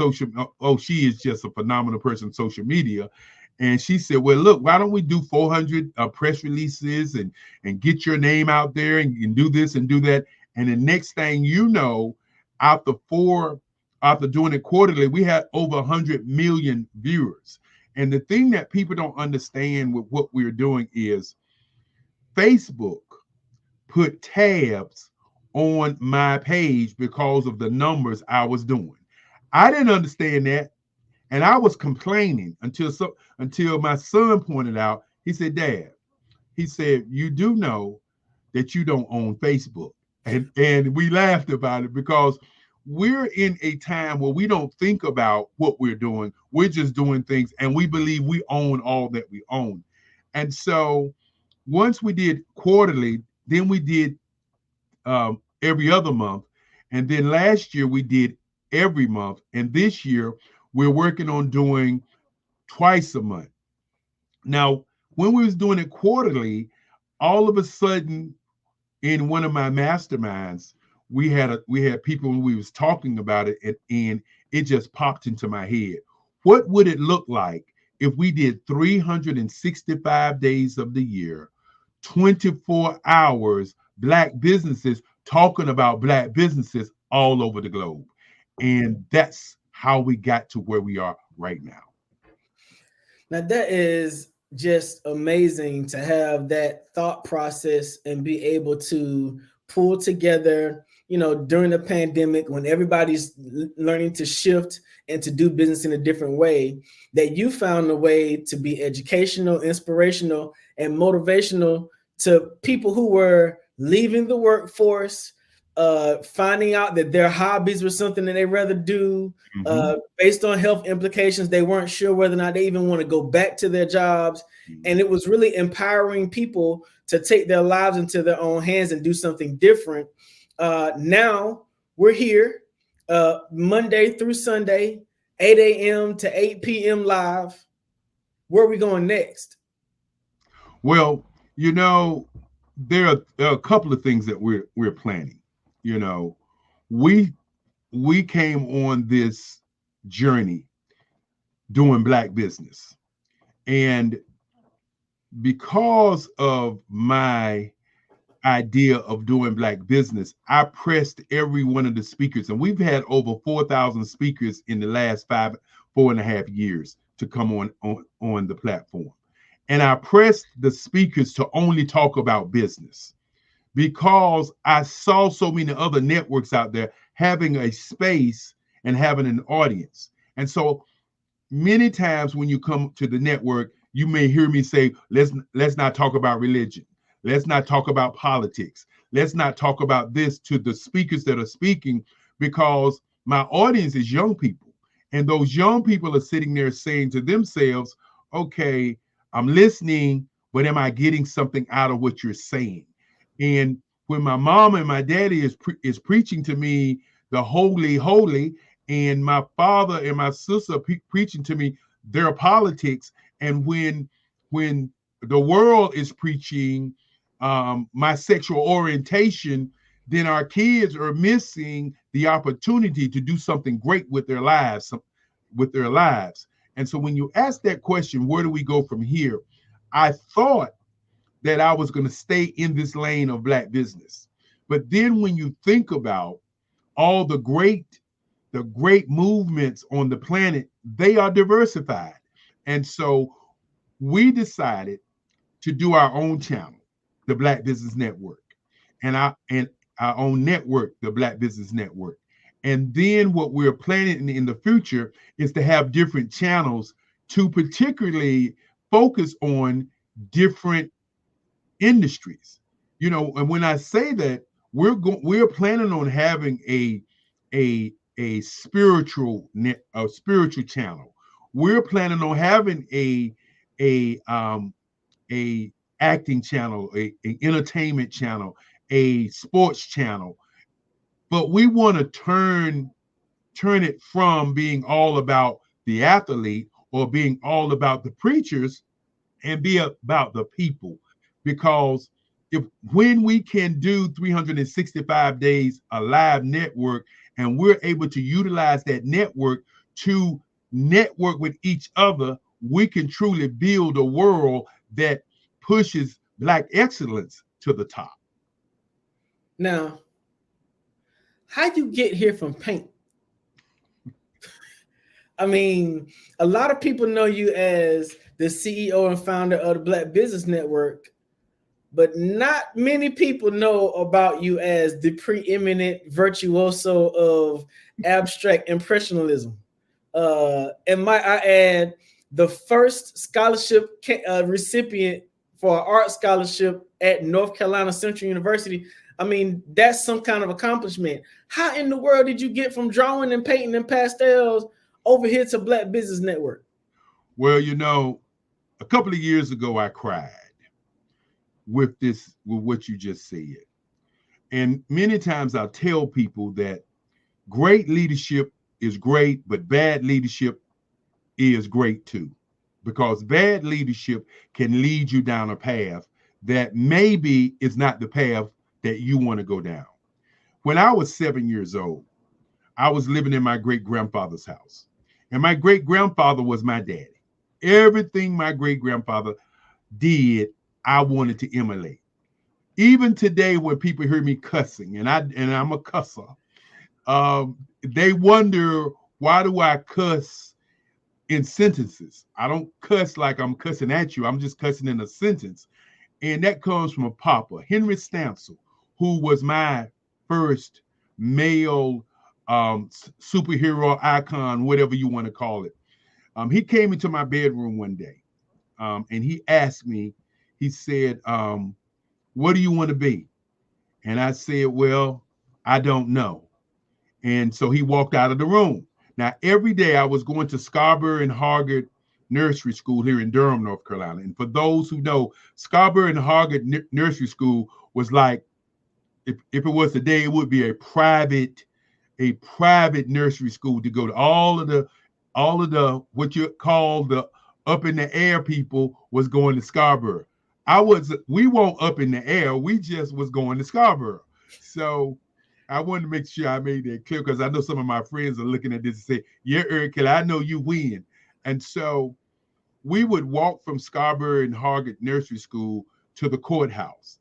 That was what Papa wanted to do. And I would sit up there in the courthouse, and this was his thing. Every day, he would walk to pick me up. I would be fighting, and he'd stop me from fighting, and then he'd take me on over to the courthouse. And so he came back into my room, and he said, every family needs a lawyer. And he says, I want you to be a lawyer. And when he said that to me, my grandmother was telling me as I was growing that I could be anything. She handed me an ink pen in church. And in church with that ink pen, I started to draw. And my grandmother told me when I was in junior high school that the picture that I was drawing looked like the people in the choir. And so I started drawing at 4. And so when I was drawing, I had my little books and everything, and I had made up in my mind I wanted to be an artist. I didn't know what it was, but I knew that's what I wanted to be. And so I told Papa, I said, Papa, I want to be an artist. I don't want to be a lawyer. And he said, well, if you want to be an artist, where is your work? As you know how the old people do you. So you say you want to do something. Okay, show me something. And so I go over to my bed and I pull out my papers and I show it to him. And he says, oh, you do want to be an artist, but I still want you to be a lawyer. And it was not so much that I couldn't have become a lawyer, because I've teetered with that and played with that all during my life, but it was the way it was presented to me. It was either be a lawyer or an artist. And my mind is like, the art is, I can do that. So what happened was, he said to me, if you want to be an artist, we're going to start a museum, and you can put your pictures on this hall, and this is where your work is going to be. And so I got me some tacks and little nails, and I'm nailing everything on the wall. And he comes in and he said, that's not what I'm talking about. See, what people don't know, sometimes your family is, as I said before, is knowledgeable about what they're looking at. It's kind of like what we're looking at right now. We're looking at the network, and you have a vision, I have a vision. But the young people probably have a vision that's bigger than what we have a vision of. And so finally, he said, well, I'm going to take you to some museums so you can see what a museum is. And he took me to a couple of museums, and that's when I realized what a museum was. And so the Eric Kelly III Museum started way back when I was 7 years old. And one thing he told me was not to give my art away, to only sell to collectors, because collectors were protected. they would know where it is, and they will relish it and keep it because people love art. And I didn't understand the concept, but he told me not to give my work away. So my mind was, I'm going to keep my work. And then another thing he said was, if you sell it for what you believe it's worth, not what people believe, because it's your work. And when you asked me this question, and then I said that I cried and I talked about leadership, I won the best artist in the state of North Carolina at Hillside High School, given by the Durham Lynx. And I was on television, and I got letters from different colleges to come to college. And there are 5 things my great-grandfather told me that were important. He said, number 1 thing to do is to think. He said, number 2 thing is to sell. He said, number 3 is to do research. Number 4 was to be relentless. And number 5 was to put energy in it, because that's how you get to the money. And so what happened was, I did my research to find out who and where were the top Black art instructors in college. And I found that North Carolina Central University was one of the colleges with the top artists, the instructors. And so they didn't have an art scholarship. And so I went there with my portfolio. Remember, I told you, he said number 2 was to sell. And so I took my portfolio over to Lana Henderson, and I told her that I had gotten letters, and I showed her the letters, and I said that the top artist was at North Carolina Central, and I want to come here. And so she took my portfolio. I didn't want to leave it, but it was one of the few times I left my work with somebody I didn't know. And so, but I was thinking about the scholarship. And so a week later, they sent me a letter in the mail saying that I could come to North Carolina Central University. And while at North Carolina Central University, I had a counselor. And that counselor came to me. I was going there to be an art teacher, because I felt like that I could teach art and I could draw and paint on the side. And I got in a conversation with this guy, and he said most artists were going to be starving artists. I want people to listen to this for a moment. Never let somebody else define what your life is going to be. They can say that most artists are going to be a starving artist, but they may be talking about themselves. But anyway, so I asked the question, then what else can I do? And he said, well, you can go into fine arts, or you can go into visual communications, which is advertising. He said, fine arts is you're going to probably be drawing cars and those kinds of things. And I said, well, I'm not sure I want to do that. And then he said, but you can go into visual communications, and in visual communications, you can go into advertising, and you can write your ticket. Because, when you're a young man, you're thinking about all the things that you want to do. You're thinking about all the things you're going to do. And I was thinking, yeah, man, I want to go to Super Bowls. I want to go hang out with people. I want to have some money. So I changed my major. And when you asked the question earlier, and I said I cried, it was about 5, maybe 7 years ago. And the reason I cried was because I went into advertising, and that's how I got here into business. I broke records by doing advertising, by doing the Black Business Expo. I broke records by being one of the top photographers shooting for Black Enterprise magazine, with Delta being my sponsor, flying me everywhere. I broke records by interviewing people on television and radio and doing all this other stuff. But while I was doing all of that, I continued to draw. And when I talk about the crying incident, I had a collective mind who was talking to me on the phone, and he said, who was the number one living artist, African-American artist in the world today, and how much money was they making a painting? And because I'm kind of an intelligent guy, I said Dikembe Wiley. And Dikembe Wiley, in my estimation, $500,000 for a piece of artwork in my head was like unbelievable.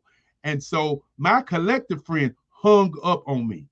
And I know, anytime somebody hangs up on me, I sit there and I think about it. And I realized the reason he hung up was he because before he hung up, he said, "You don't know nothing," and then he hung up. So that meant that I need to do number 2, which is to research. So I researched the internet, and I found a guy by the name of Mark Bradford. And then I watched Mark Bradford, and I found out that he was selling artwork for $12 million a painting.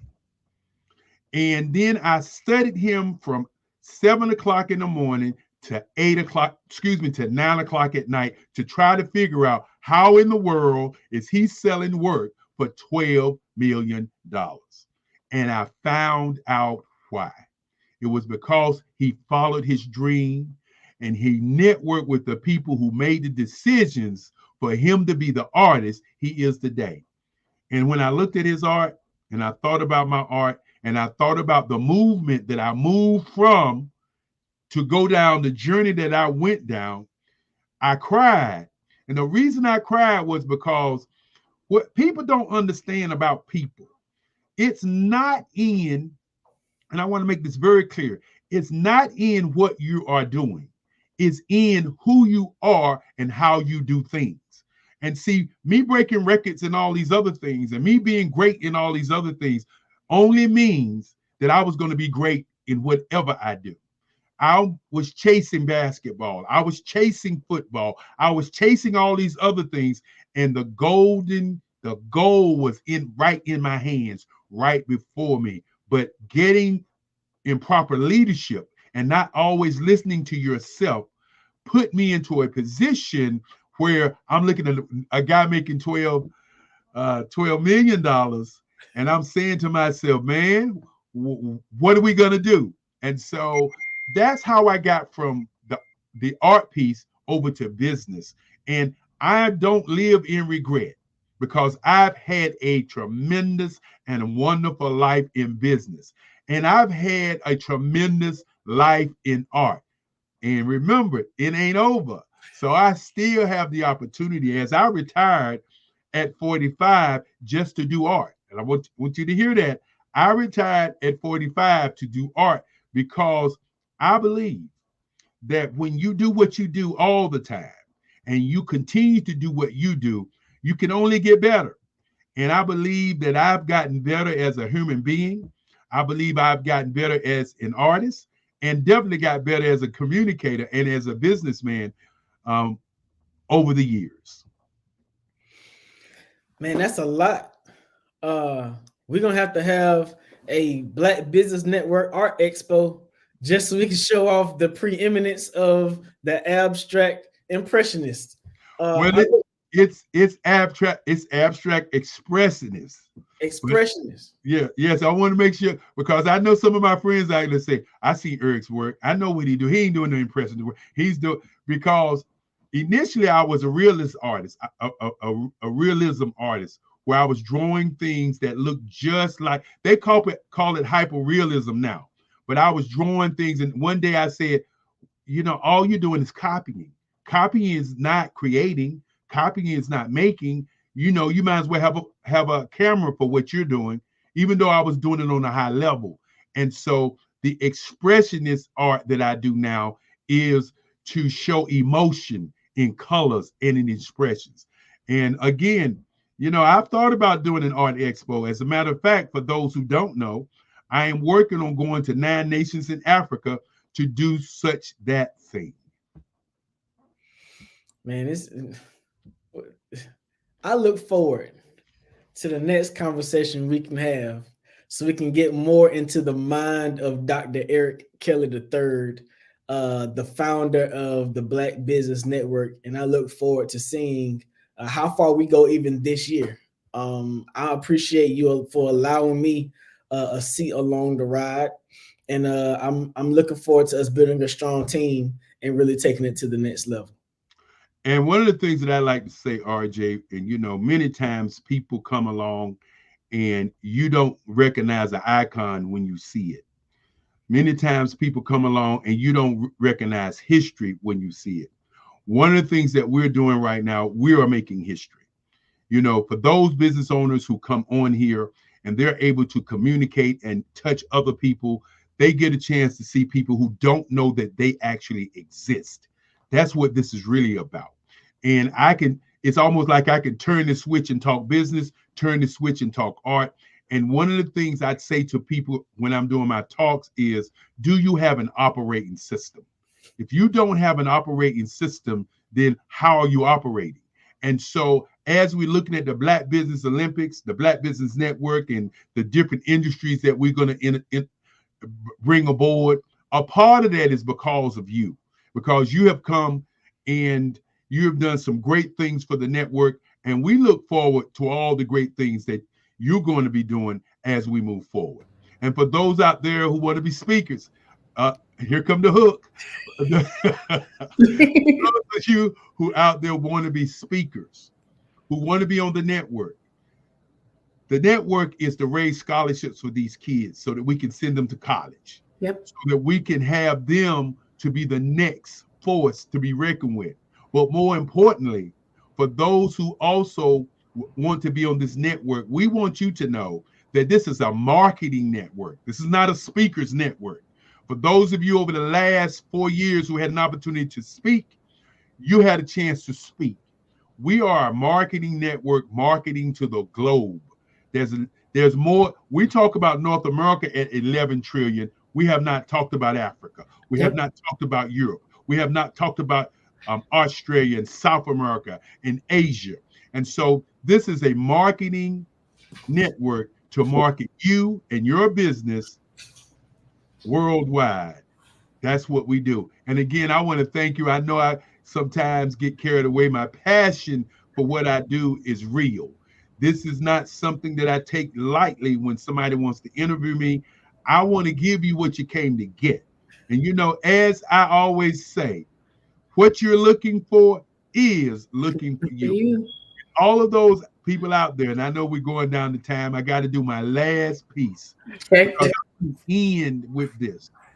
You must be the salt to your audience. And what I mean by that, many people say you can lead a horse to water, but you can't make him drink.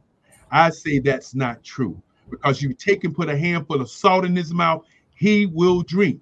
Ask yourself today, are you the horse doing all the work? Are you the leech that's riding the horse to the water? Are you the water, which is the product of the service? Are you the person that's leading the horse to the water? Or are you the salt? If you are the salt, then you will find wealth beyond your wildest dream. And I want to thank y'all guys. Thank you, Maroc Hicks, who's been our operations vice president, doing an outstanding job. And there's going to be an announcement on Friday, because there's a new CEO that's going to be running the Black Business Olympics that we're going to announce on Sunday for the world to know where we're going, how we're going, and what we're going to offer to people around the globe. Absolutely amazing. Dr. Kelly, thank you so much. RJ, thank you as well. I really appreciated all your insights. Before we have you run, I do want to share where they can find you on social. And then Dr. Kelly, if you could also, once again, just run out the Black Business Network's website as well, that would be great. You can find me anywhere at RJ Stevenson on YouTube, Facebook, any other social media platform. And you can always find me, Black Business Expo USA. You can find our network on bxtv.network all around the world. And again, for those who want to give me a phone call to speak, or give us a phone call to volunteer, or give us a phone call to work with us. And when I say work with us, go on this journey with us as we do 365 days of the year, 24-hour network of live, and I mean live information for us all over the world. And again, thank you so very much. Awesome. Thank you so much, guys. Genius is common, and I'll see you both on the other side. Thank you so much for joining us, Dr. Eric Kelly and RJ Stevenson. As they mentioned, the Black Business Expo is a mission to raise funds for high school seniors going to college or K-12 entrepreneurs. The expo is a fundraiser for students. You may go to www.blackbusinessexpousa.com or donate to the Cash App floating on the bottom of the screen, $BBXUSA. Our goal is to give laptops and up to $5,000 to 10 students. All students who are interested can register on www.blackbusinessexpousa.com. Every dollar counts, so we want to remind you to donate to the scholarship fund. We also want to thank our Black Business Expo USA sponsors for May of 2024. Those are NC100, Moody Capital Partners, Suede Soul, Lotus Rocher Coaching and Training, Carolina, Virginia Minority Supplier Development Council, Step Management, The Hello LLC, Barbara H. Smith LLC, Marjorie McLean Foundation Incorporated, Genius is Common, Earth Essentials, 5-Star BDM Media, Milani Shania Global, Executive Women's Success Institute, The Quality Coaching Company, Superwoman Business Services, Creative Force Studios, Lee Entertainment, Artistic App Design, Black Business Expo USA, Genius is Common, and I'll see you on the other side. I am Black business. From the moment I wake until the time I sleep, I am Black business. I am Black business. Are you Black business? I am Black business. Do you support Black businesses? I support Black business because I am Black business. Black Business Expo, one of the largest business showcases in the history of Black business in the world. Sign up today at www.blackbusinessexpousa.com or call 919-308-9090. I am Black business.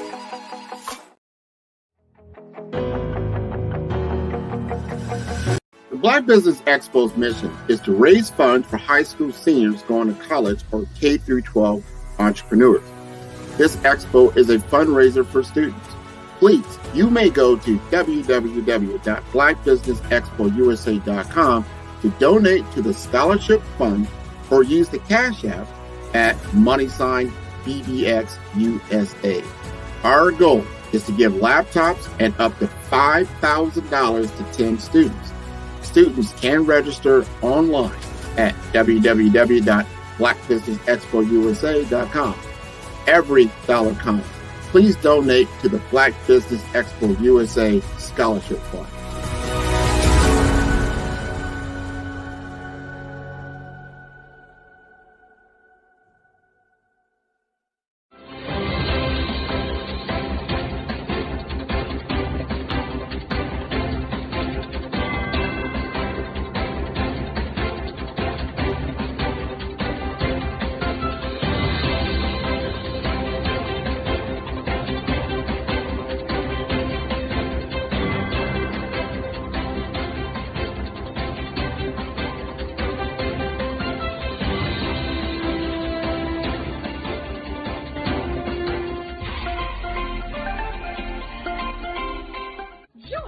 Dr. Eric Kelly III and a host of phenomenal speakers from all around the globe for this 7-day virtual event that you don't want to miss.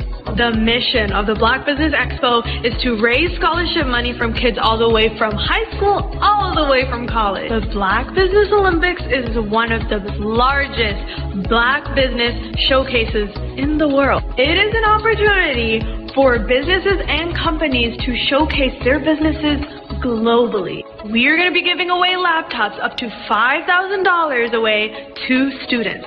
Again, I'm Olivia Appleberry, the founder of 2 Cents Finance and one of the speakers for the expo. I am so excited to see you there. For more info, go to www.blackbusinessexpousa.com or call 919-308-9090 and hope to see you there.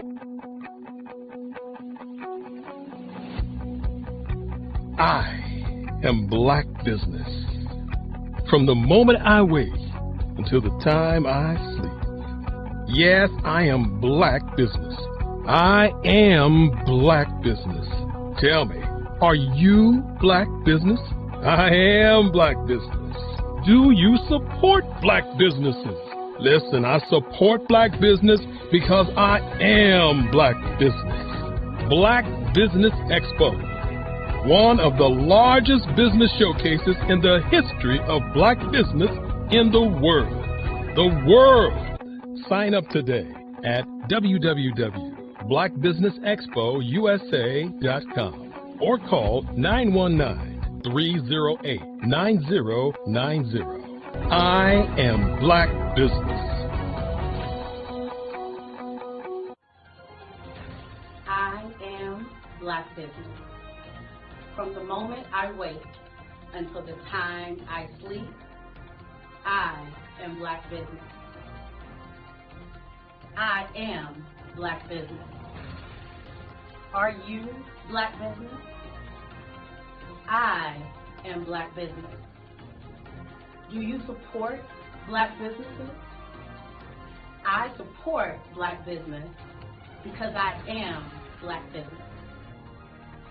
Black Business Expo, one of the largest business showcases in the history of Black America in North Carolina.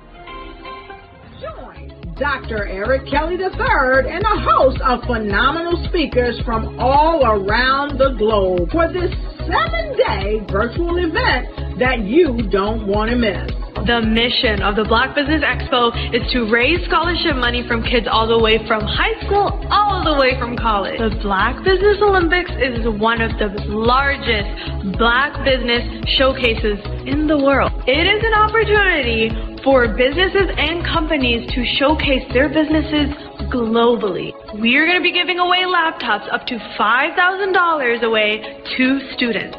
Again, I'm Olivia Appleberry, the founder of 2 Cents Finance and one of the speakers for the expo. I am so excited to see you there. For more info, go to www.blackbusinessexpousa.com or call 919-308-9090 and hope to see you there.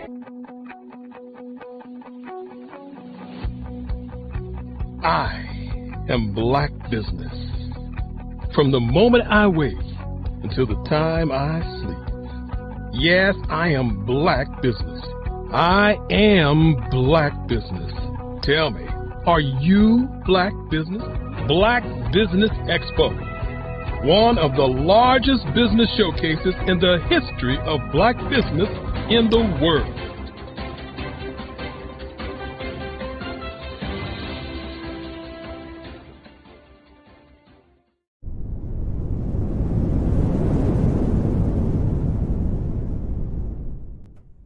Absolutely. So our coaching program help people that have the lack of time, that lack strategies, and lack the confidence to go after their dream life. So we help them implement tools.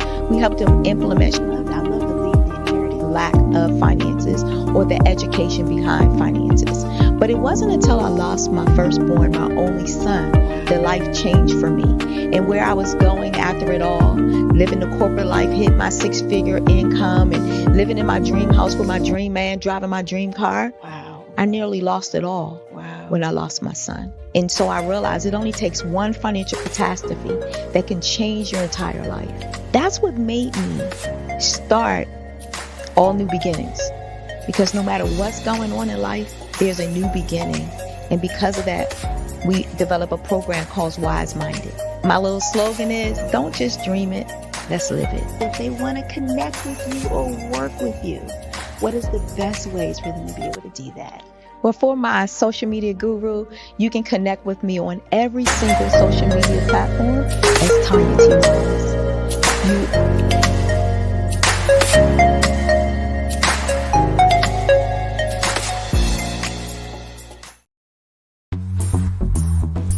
Attention all entrepreneurs and companies. Are you looking for reliable and efficient virtual assistants and back office support to help you manage your business tasks? Look no further than Superwoman Business Services.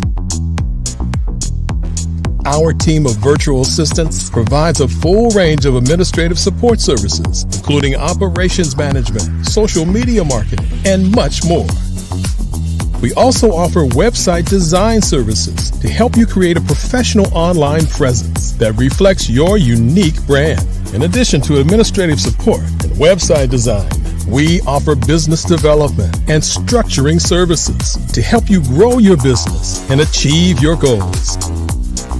We'll work closely with you to identify areas of improvement and develop a customized plan to help you reach your full potential. At Superwoman Business Services, we understand that running a business can be overwhelming and time-consuming. That's why we're here to help you fly high and achieve success. Our virtual assistants are highly skilled, experienced, and dedicated to providing you with the support you need to thrive.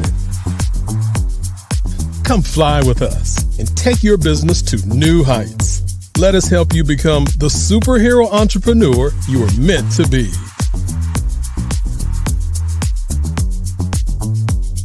Contact Superwoman Business Services today to learn more about our back office support services.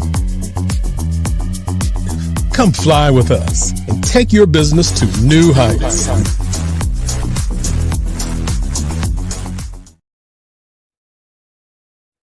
Hey everyone, it's Grant McGaw, CEO of 5-Star BDM and host of the award-winning Follow the Brand podcast and TV series, where I help you to build a 5-star brand that people will follow.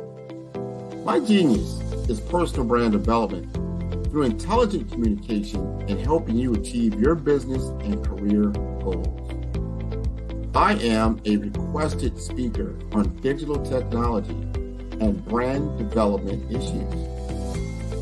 I want to work with you to increase the value of your current opportunities while attracting new ones. Every one of you is unique, and we all share challenges that can be addressed through smart branding. As a super connector, I work with you as an executive coach to guide you along the complicated business and career development road, providing the enhancement tools and information you need to succeed. Together, I will help you succeed in today's challenging business climate.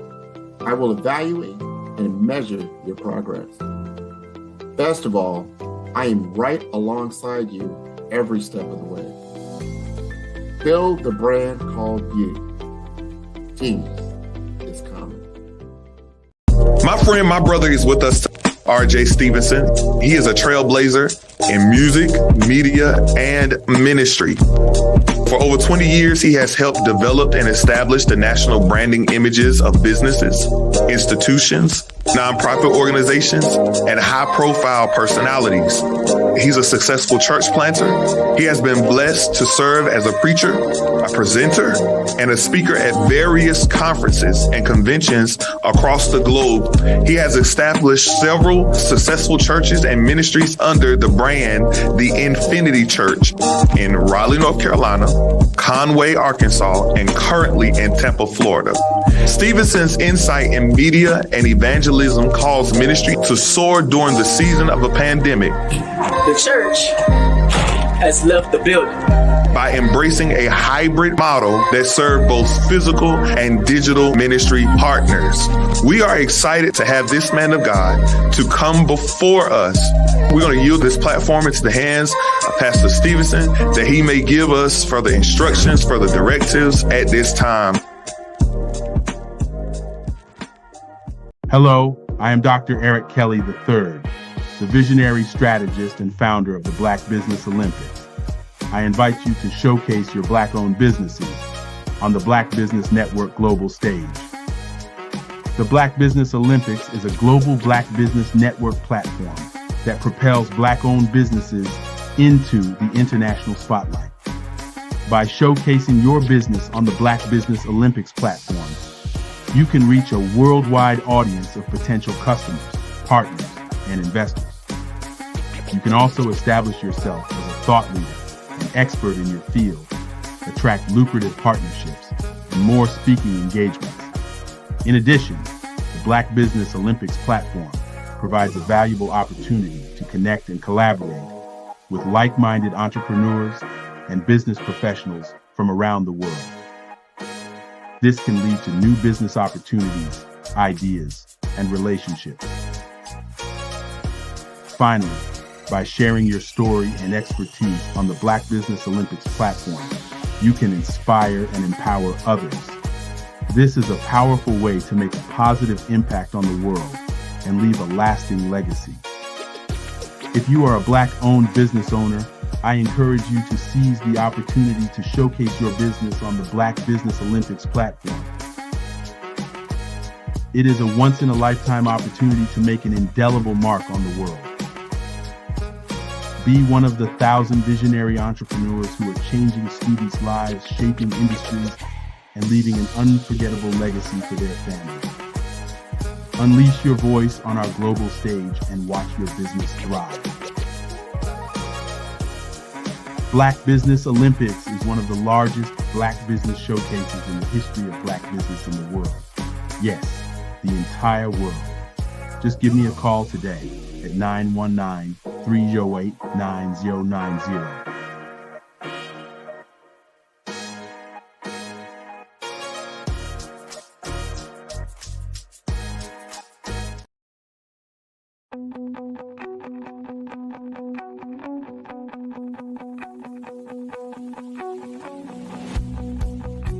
I am Black business. From the moment I wake until the time I sleep. Yes, I am Black business. I am Black business. Tell me, are you Black business? I am Black business. Do you support Black businesses? Listen, I support Black business because I am Black business. Black Business Expo, one of the largest business showcases in the history of Black business in the world. The world!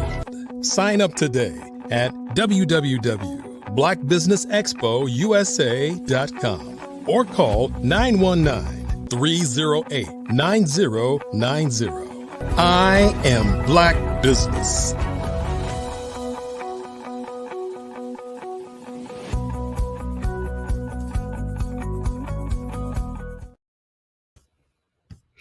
Greetings again.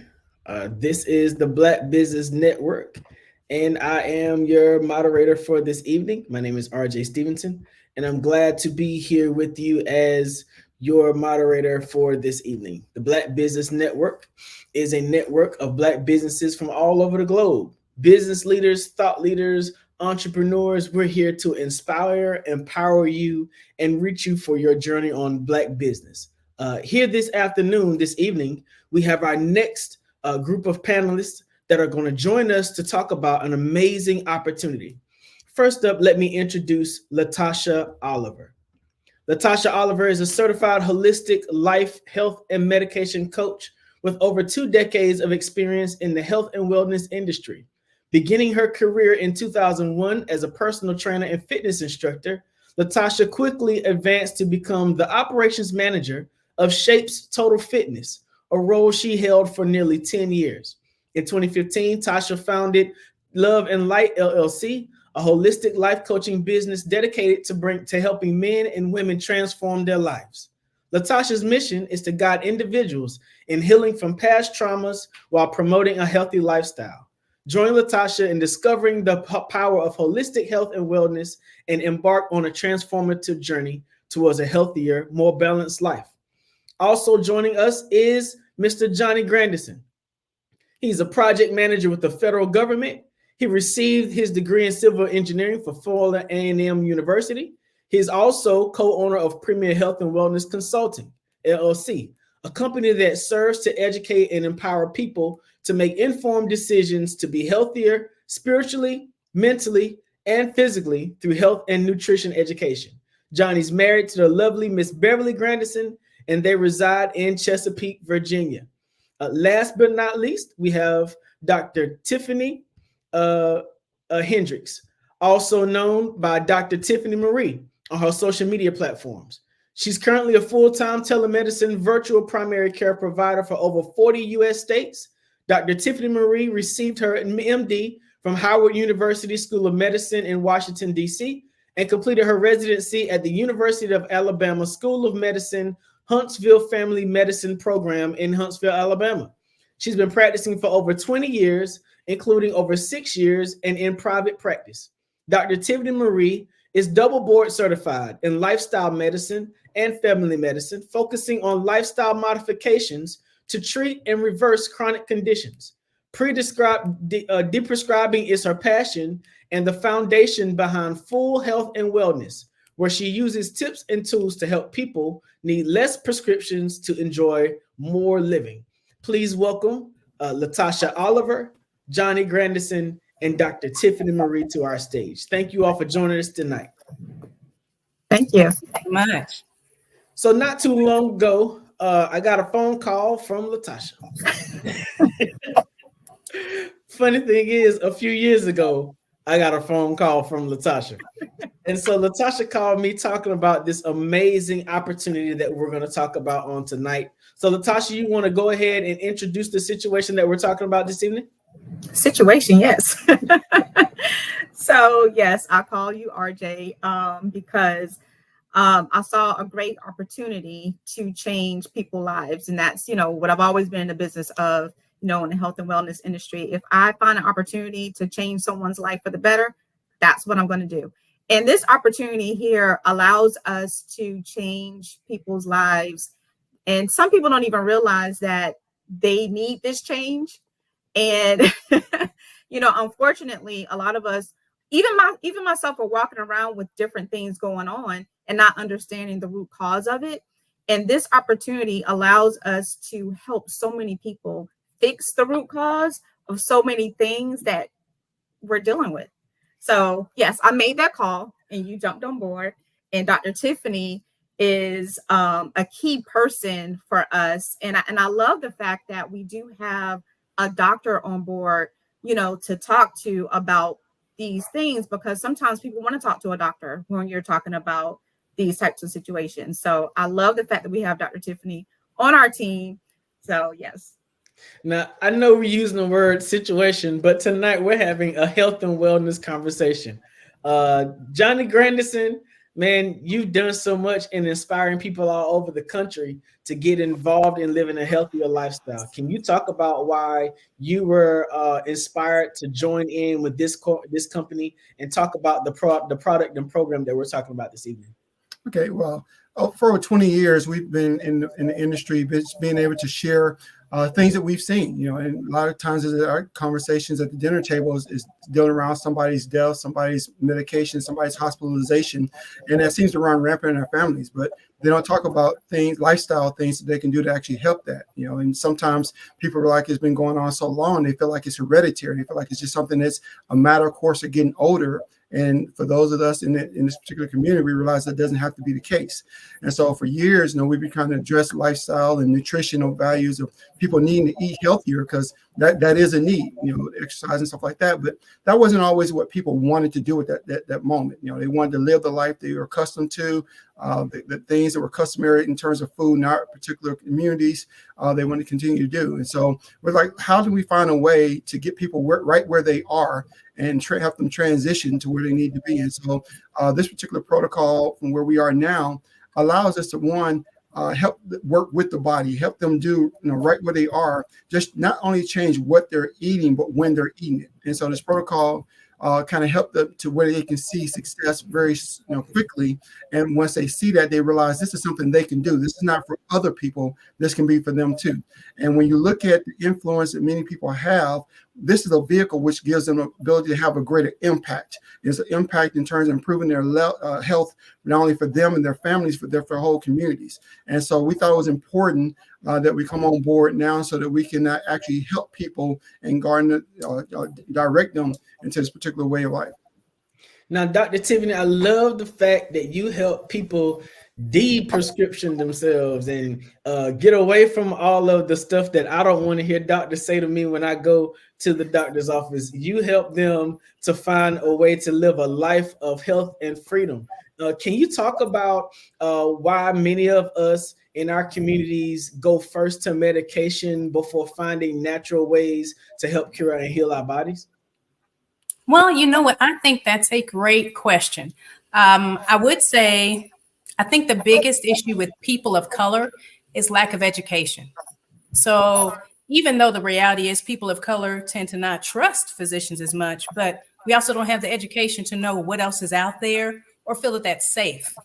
Unfortunately, you don't have a lot of people that look like me talking about these things. We're getting more now, and we tend to gravitate towards people that look like us. We do.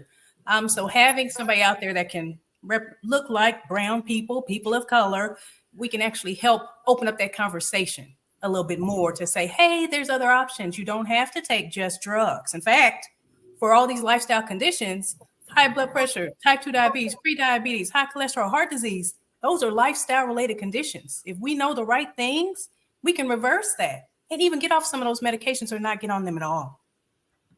So tonight we are talking about an amazing opportunity called Unicity, okay? And now this is the Black Business Network.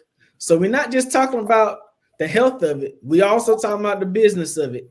So Latasha, you called me. You always call me with these wonderful opportunities.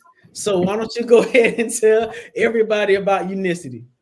All right. So Unicity is the company that we are all a part of. And the product that we are actually talking about is the Feel Great system, right? So the Feel Great system is helping people to literally reverse type 2 diabetes, get off high blood pressure medicine, get off high cholesterol medicine. It's helping people to reverse their health issues, right? Because what we're dealing with is getting to the root cause of what's going on, right? So it's not curing. I don't want to put that out there, right? It's not curing. What we're doing is we're helping them to reverse things that are going on within their body and helping them to make better choices, right? So that's the product. And I'll have Dr. Tiffany to give a little bit more of the science behind it and the opportunity within itself. But this is a great opportunity. And one of the main reasons why I'm excited about it is because we're not only helping people change their health, but we're also helping people, our people, change their life in a financial standpoint as well, right? So health-wise and financial-wise, because this gives people a business opportunity, which a lot of people don't have, right? So imagine having a business opportunity where you can change somebody's life. You can change your family's life, right? And you can educate your family on how to change their life. That's the opportunity that we are actually providing. It's not just we are doing it. We're providing that opportunity for other people to do it as well. Our people need to understand it's not about just changing this or changing that. We need to educate each other and support each other. And this business gives us the opportunity to support each other, which a lot of our people say we don't support each other enough. This gives us the opportunity to do that. We're supporting each other, Black on Black businesses, supporting each other and educating each other in the same. Now, y'all, when Latasha called me initially, it was about pushing a whole nother set of pills and some towers and all that kind of stuff. And then Johnny and Beverly Grandison came alongside, and they actually came down to where I was in Tampa, Florida, and made sure I was okay. They brought me product. They did all they could to make sure I had the kind of influence that I needed to be successful. Johnny, can you tell me why in the world you think that people all over the world will be able to do this business model and be more successful? Well, the great thing is people all over the world are doing this. We're actually in over 50, almost 60 countries with this particular product because it's a lifestyle. It's a protocol for which we allow the body to actually work with itself to do the things it needs to do. Now, we look at it from the standpoint of over the last 20 years, we've been talking about health and nutrition. We've been talking about natural things. We're talking about plants. And so this still aligns with that very same mission. Is a body wants to heal and repair itself if we give it the right tools. And so as we come alongside and get the body to refrain and readjust some of the things that you're already doing in your lifestyle, it'll work with your body to do just that. And as we talk about finances, people in our communities are all about we have to do this on our own. We could have 5 different people doing the same thing, and they're all in a competitive nature trying to do the thing. With us, we actually offer leverage. We realize as a business, if I can help 100 people earn $100 and I just get $1 off of each of them, I still have my $100, but they're ones that are out there and actually generating the contacts because they know people I can never get to. Now, if we add a few more zeros behind those numbers, imagine that power of that, and that's called leverage. And so that this business, it gives the ability to do that, and you can do it virtually, and you can do it with the person side by side right with you. And so because we work on teams, you'll be in business for yourself and not by yourself. And then that's one of the reasons why it works so well is, we realize we have a vested interest in helping more people. And the great thing about what we're doing is the money part is great, but we realize if we help more and more people get healthier, we'll get compensated for that. And so I think that's one of the things that as you look at it and change the dynamics of it, you realize you can help more and more people, even some that you don't know. Dr. Eric talked about virtual reality and stuff like that, being able to reach across the borders, reach across people you don't even know, because the things that we're dealing with in terms of metabolic health is so far reaching, it's even outside of our communities. And so the more people we help, regardless of what they look like, then that's a benefit. We just have a vested interest in helping people that look like us because we're so overlooked and we're so left behind, and these things are working in other people's community, but why not ours? And so it's up for us to bring it to people in our communities.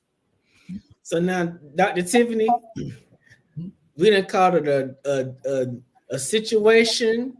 We can call it a protocol. We're gonna call it a whole lot of stuff. Now you're gonna have to straighten this stuff out. Can you let us know what it is, what it looked like, how you take it? Like, give me all the doctor check marks on this thing so we can have a good conversation. Okay, so it's called the Feel Great System. It's a program. So that's why you hear system, you hear protocol. It's just 3 simple steps. The first step being time-based eating. Okay, so I like to use those terms because they sound more palatable. You just have a period of time that you eat and a period of time that you don't.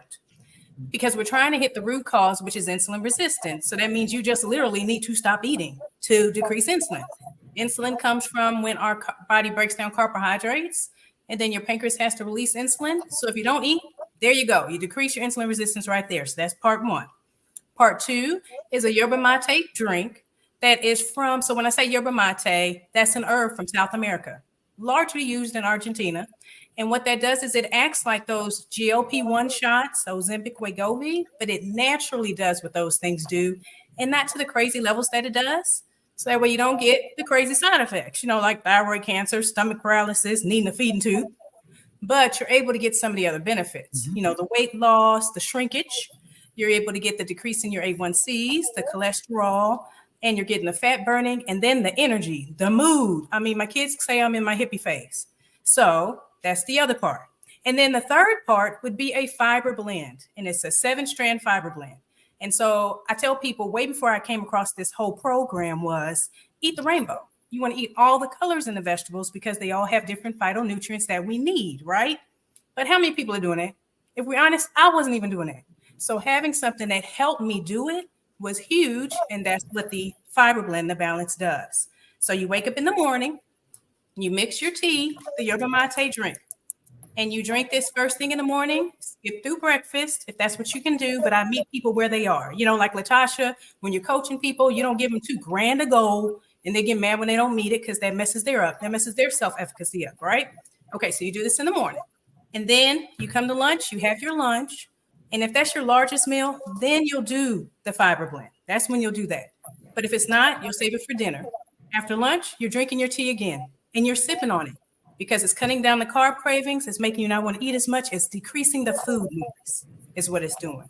So that's why you get those results that you get.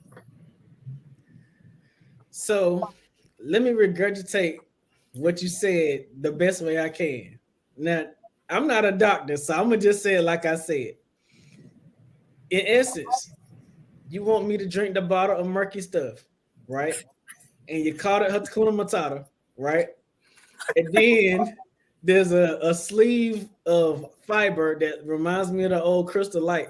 And then you're telling me that you want me to not eat, but when I eat, I can eat everything I want to eat. This sounds too good to be true. So help me understand what. Yes, ma'am. You come back to the screen because I need to get it.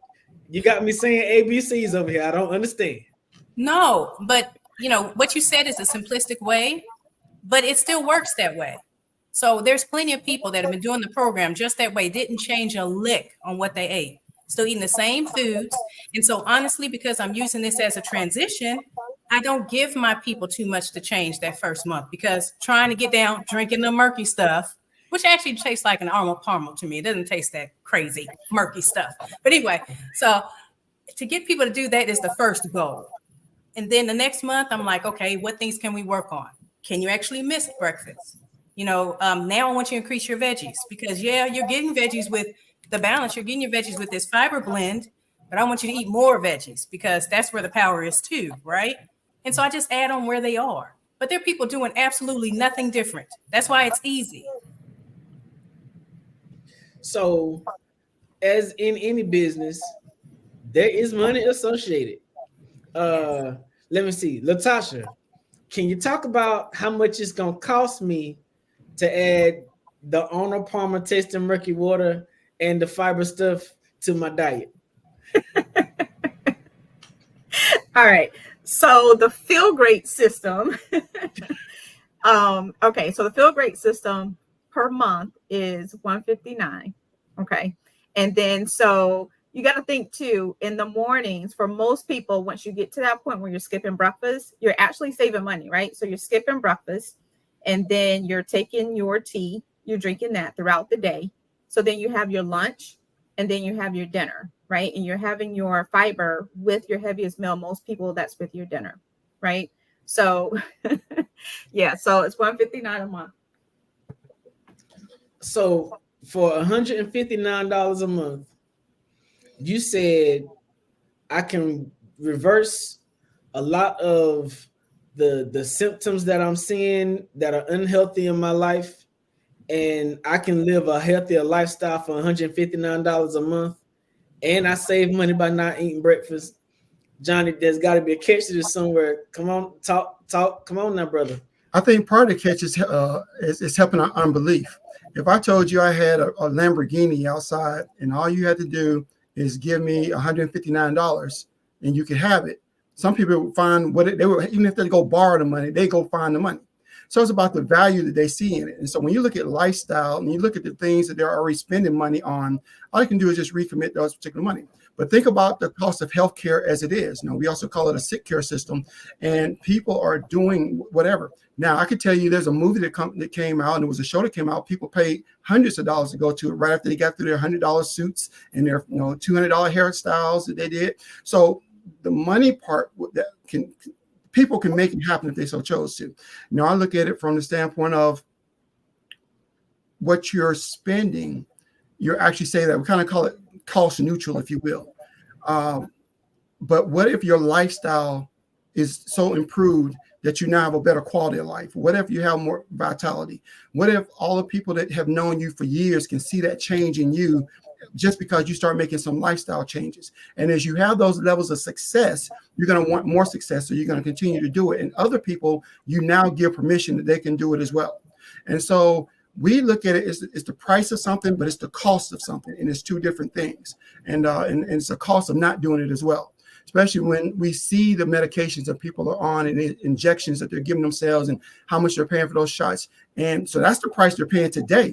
The cost is down the road. They have impaired, function of their bodies, and sometimes it just doesn't go so well. So we're offering a health solution that's natural, that you can do it in your own family. It's something, you hear those people talk about, hey, I'll give it to you, but I won't take it myself.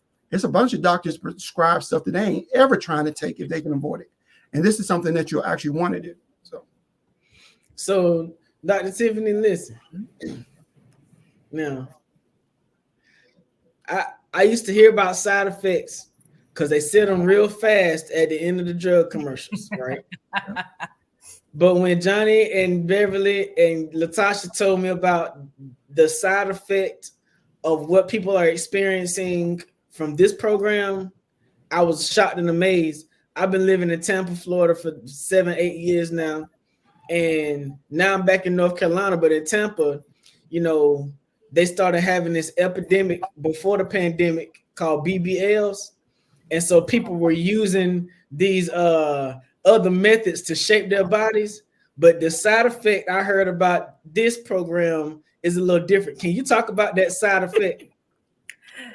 I would love to. I mean, I'm gonna have to get over that joke. That's hilarious. But before I even get to that, let me tell you why this is a side effect. Because this whole program is dealing with correcting insulin resistance. Yes, I named those lifestyle diseases, but I mean, insulin resistance causes skin tags, causes acne, causes problem with your anxiety, depression, causes problems with polycystic ovarian syndrome, the leading cause of infertility with women, causes erectile dysfunction. I mean, there's so many things. It's so far reaching that when I state some of the stats, like in 2019, 88% of Americans are characterized as being metabolically unhealthy. So that's how many people can benefit from this. So that's why this is such a huge opportunity and how many people we can reach. So that's not just Black people, that's everybody. 88% of all Americans. And then don't even talk about how this is globally stretched, because everybody has this horrible diet now, thanks to how fiber's been taken out of our foods and how everything processed has been thrown in there. So the side effect that we like to say, the shrinkage. People calling saying, now I'm mad at you because I had to buy a new wardrobe. Well, I'll take that side effect any day. I 100% will. So shrinkage is a side effect. That's a wonderful side effect. I like the way you said shrinkage, but I heard what you said and I heard what you didn't say. And what you meant is we're gonna get thinner. Now, Tasha, when you call me about stuff like this, it all sounds great, but at the end, you got to show me the money, right? So help everybody understand that we're talking about this not just from the perspective of giving you another alternative for healthy lifestyle and living, but this is also an opportunity for you to have financial freedom in your life. Can you talk about that as well? Yeah. So like I was saying earlier, this is an opportunity for us to help people, have a financial freedom and help other people do the same, right? So, and like Johnny was saying, you're not in business by yourself, right? Because we're doing this together. We have the support of each other, right? So just like some people want to have their business or they want to get into a franchise, but it costs way too much money. You can't afford it, or you don't know how to start a business. This is an opportunity. You don't have to worry about none of that. You really don't have to worry about any of that. So you join the business and you have the support, you have the training, you have everything you need, and you're not doing it by yourself. I'll let Dr. Tiffany break down like the actual protocol of some of that. But one thing I did want to touch base on that what we were talking about is with the Feel Great system, how some people drink coffee in the mornings. That's something else that they can actually eliminate. So I just want to throw that in there, because with your tea, you're going to get what you need that you're normally getting from the coffee. So that's another benefit. So I definitely want to throw that in there before I forgot. So, but anyway, I'll let Dr. Tiffany like really break down the business side. That way it's broken down the right way, strategically, the way that she breaks it down. But this is a great opportunity for anybody that has been looking for a way to start a business, don't know where to start, don't know what to do, don't have the support, because this is going to give it to you. All right, Dr. Tiffany, I'm a serial entrepreneur, so anything that sounds like the chin, I'm ready for. Come on and tell me how to show me the money. Yes. You say show me the money, I say show me the study. So when Latasha brought up that whole thing we're getting back with our caffeine, with the coffee, let me hit on that real quick. So the bioactive compound in caffeine is chlorogenic acid, and that is what's in this murky water, as you say, but it's increased to an amount that's more than anything you're gonna get in the stores, as well as theobromine. So the chlorogenic acid works like metformin, but then it also has the same mechanism of action as those statins, that cholesterol medicine that people like me prescribe that have crazy side effects. So that's why we get those results. But you have the theobromine that opens up blood vessels. So it helps with decreasing blood pressure and it helps with the mood. That's where all that other fun stuff comes from. So anyway, so, you brought up science and I went down a rabbit hole. That's what happens. Okay. So talking about the money. Okay. So in order to really come in and talking to a business owner that had to actually open a practice and saw what being in the red is like for 2-3 years, all you're doing is you're buying 10 Feel Great kits. So we sit there $159. So actually it's a little bit discounted at $15.49. You're paying for 10 Feel Great kits that you sell and get your money back. That's it. That's the way in. There's nothing else special about it or fancy. That's it. Even the amount that it costs to join as a business owner, the $40, they waive that. That's what's been waived. I actually just signed somebody up the other day. It is just $15.49, and that's economy shipping. You want to speed it up, you got $131 depending on your area. That's it. Now, if you've ever started a business like I have, I've spent tens of thousands waiting for my money to come in. And then I can just sell my product. I can sell my my tables for my patient rooms. No. So this was a whole different experience. So it's $15.49 to get into the business. The product costs $150. $159. But the low price of the buy-in and the low price of the product when relative to the effects is not what caused me to even keep, if the conversation about this kind of stuff ain't worth my time, I have them real quick. What got me interested was the fact that Johnny used it. Johnny, can you talk about the kind of results that you've seen by your personal experience? Absolutely. My wife and I, we had this conversation about, we know what people are needing, but we also know what they want. And so it's okay, I'll try it. And the reason I'm going to do it is I want to be able to take a person who is living the lifestyle they're living and they don't make any changes. What would happen to that person if they were to try it? So I literally changed nothing about my routine. And in the first 30 days of changing nothing, I lost over 12 pounds. And then in the last couple of months I've been taking, I'm well over 25 pounds now. And so it's been one of those situations whereby I can see it. Other people can see it in me. But we continue to just share that experience because we have aunts and other parents and neighbors and friends and coworkers are on it, and they're all having their own experience. We know enough to know that everybody is different. Everybody's body is different, and they live different lifestyles. So I can't tell you exactly what's going to happen with you, but what I can tell you is that your body will respond in a favorable manner by taking this particular product. And as we look at it from the standpoint of some people, because they're having such great results, they're like, I'm joining the business. They already have told their friends. And so before they even order their product, they already know the 10 people who are going to be a part of their product. So their product is almost sold. So they're getting their money right back in their pocket. So that was the great thing about that is that you can see your money. Your money's not just going out. It's actually coming right back to you. The other part of that, too, is we look at it from the standpoint of in our communities, when we think of business, we always think you have to have some storefront. We think you have to have a lot of overhead. We think you have to have all these expenses to have a business. In this world we're in today, you can do it virtually, is what most of us do, and you can do it part-time. I have a full-time job. I don't need another job. And so we're looking at this business to actually help me leave the job that I'm already in. I'm too young to retire, as they say, but you don't need age to retire. You need money. And so, our friends that even shared the information with us, another engineer making over $250,000 a year, within 9 months, literally made more money and just left her job. So when we talk about the money, we're not ashamed to talk about it because it's real and we're seeing it. And so when we look at people also in terms of understanding the business, they don't realize what tax deductions do. It's not always what you make, it's what you're able to keep. And so by having this part-time business that you have, now more what you've made based upon working your business, you can start writing off that. We have business trips, we have business meetings, we have business dinners. We have things, and when you get with your tax professional, we'll be able to share with you by being in a position when that tax law was written, it was written for business owners. It wasn't written for just the ordinary person. But by paying this simple fee, you now have a business by which you can exercise that, and you'll make money and then be able to keep more of the money you just made. Now,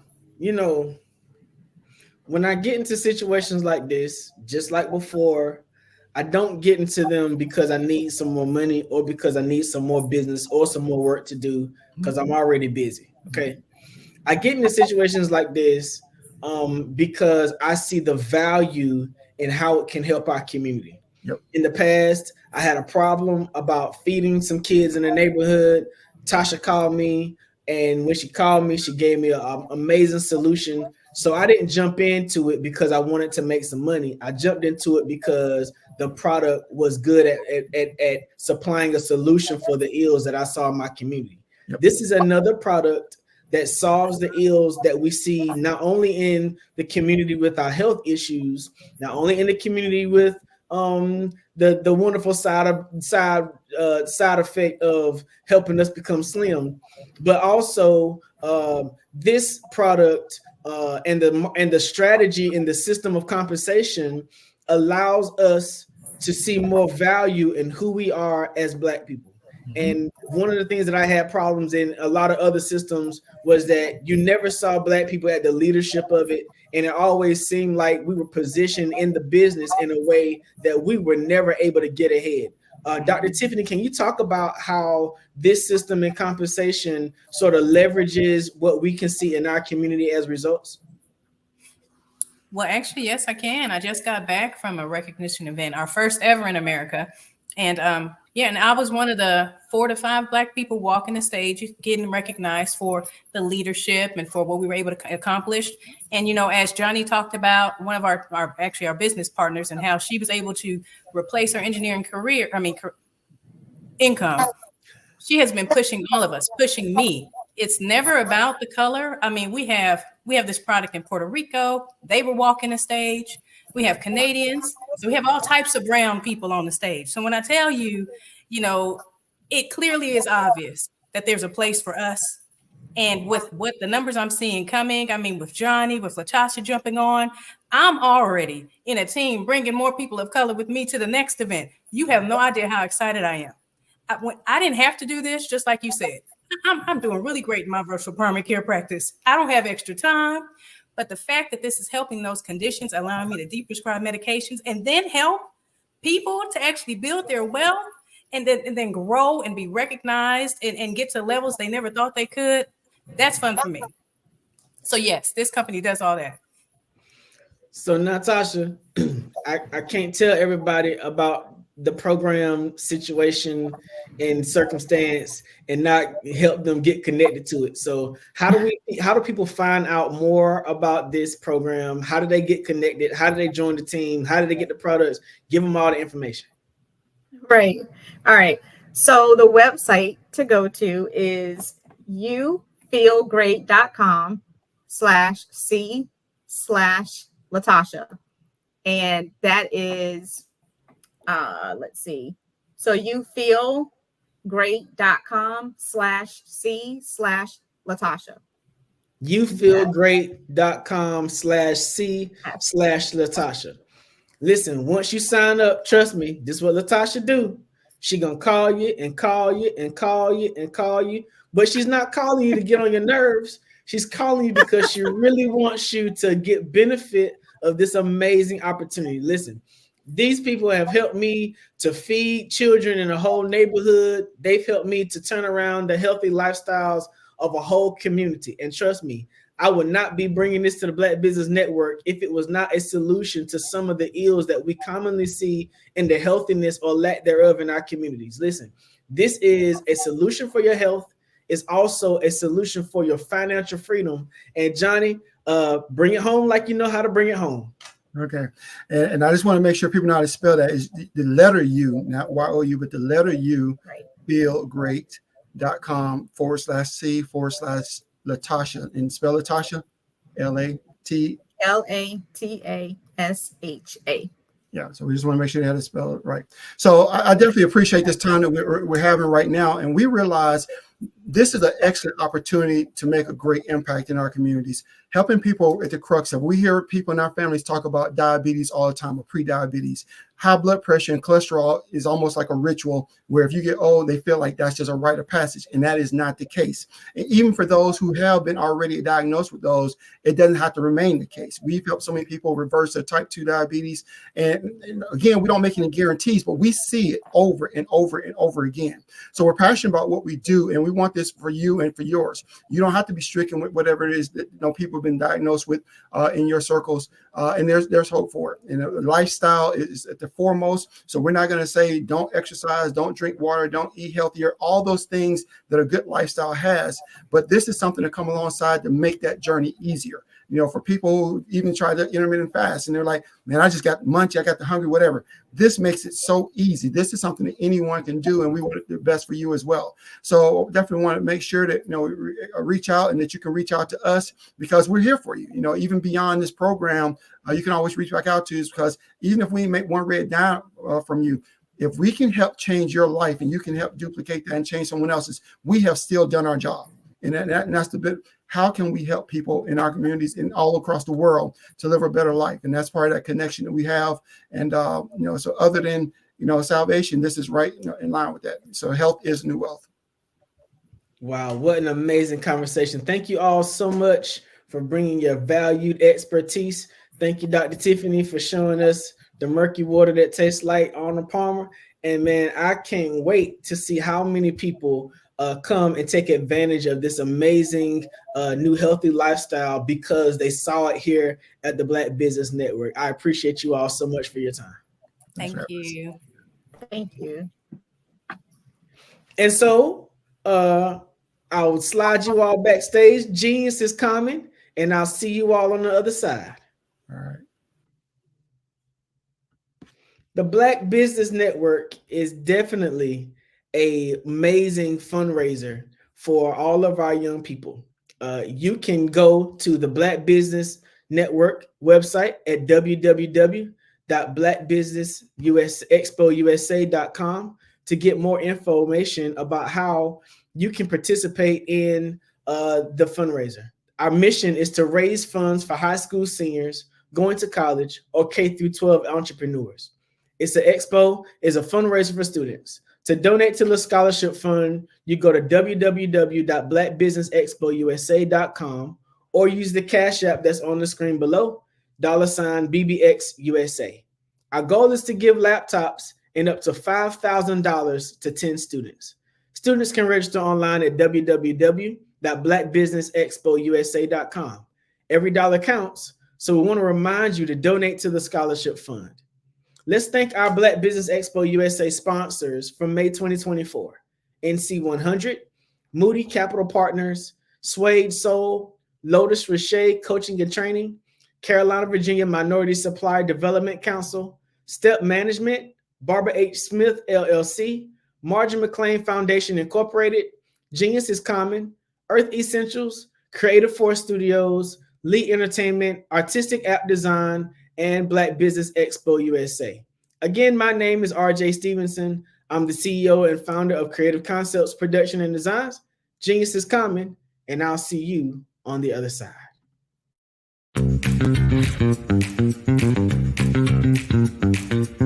It's time for you to start bossing in social media.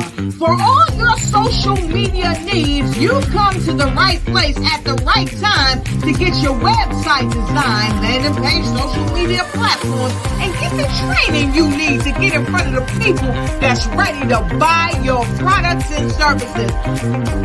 Let me train you with StreamYard, Zoom, Clubhouse, and much more. And let me help you get your virtual professionals, not assistants, because assistants can only assist you, but the virtual professionals can give you that professional flavor that you need to expand your reach and increase your revenue. Jump on in and get in where you fit in and start bossing today.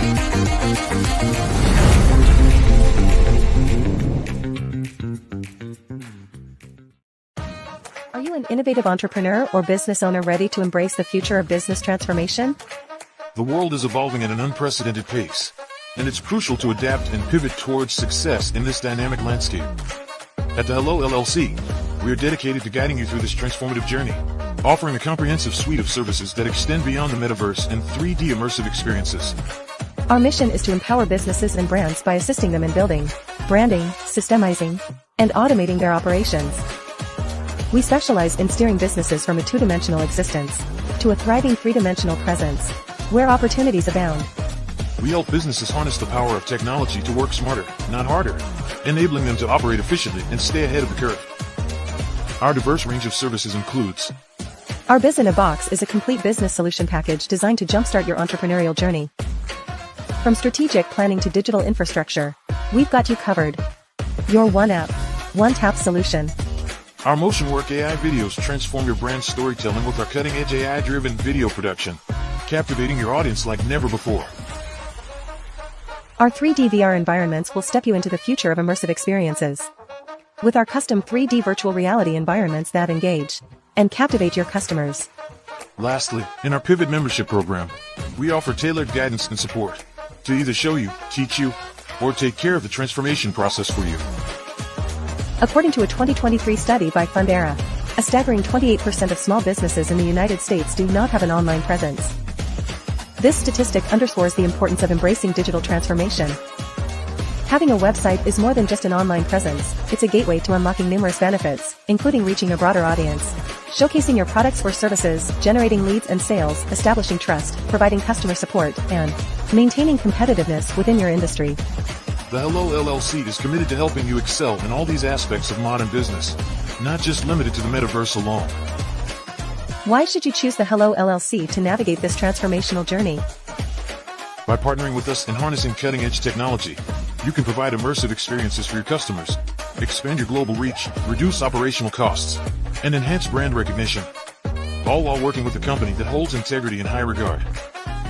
Our commitment to ethical and principled business practices ensures that your journey towards success is not only innovative, it is also firmly rooted in trust and transparency. Don't wait.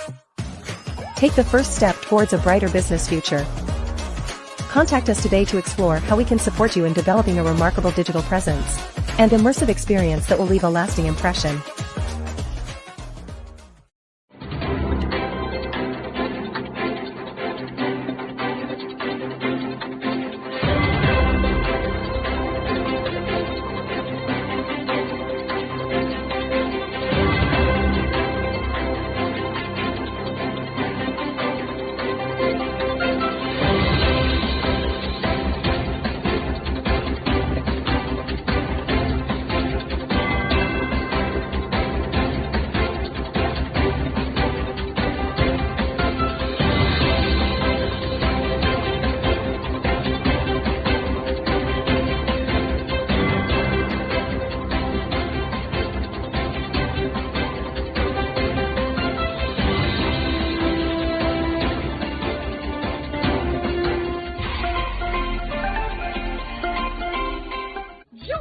Dr. Eric Kelly III and a host of phenomenal speakers from all around the globe for this 7-day virtual event that you don't want to miss.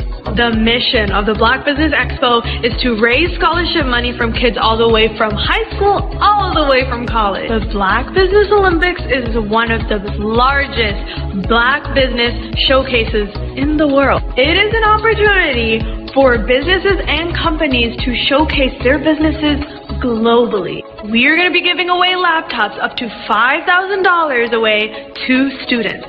Again, I'm Olivia Appleberry, the founder of 2 Cents Finance and one of the speakers for the expo. I am so excited to see you there. For more info, go to www.blackbusinessexpousa.com or call 919-308-9090 and hope to see you there.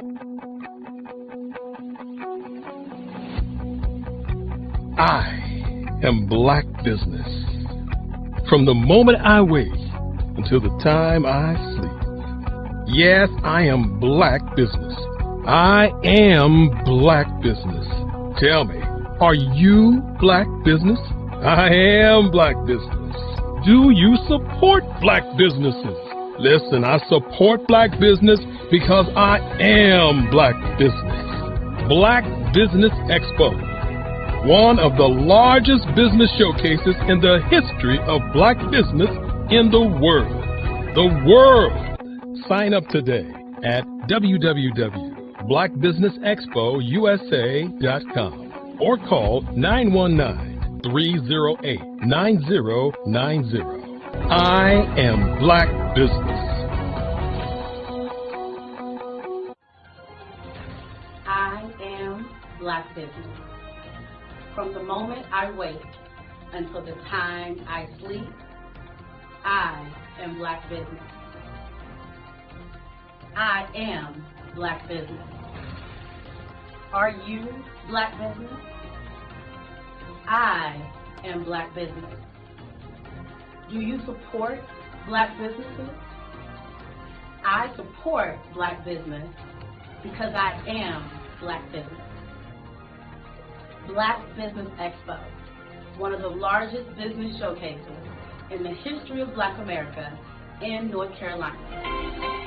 Join Dr. Eric Kelly III and a host of phenomenal speakers from all around the globe for this 7-day virtual event that you don't want to miss. The mission of the Black Business Expo is to raise scholarship money from kids all the way from high school, all the way from college. The Black Business Olympics is one of the largest Black business showcases in the world. It is an opportunity for businesses and companies to showcase their businesses globally. We are going to be giving away laptops up to $5,000 away to students. Again, I'm Olivia Appleberry, the founder of 2 Cents Finance and one of the speakers for the expo. I am so excited to see you there. For more info, go to www.blackbusinessexpousa.com or call 919-308-9090 and hope to see you there. I am Black business. From the moment I wake until the time I sleep. Yes, I am Black business. I am Black business.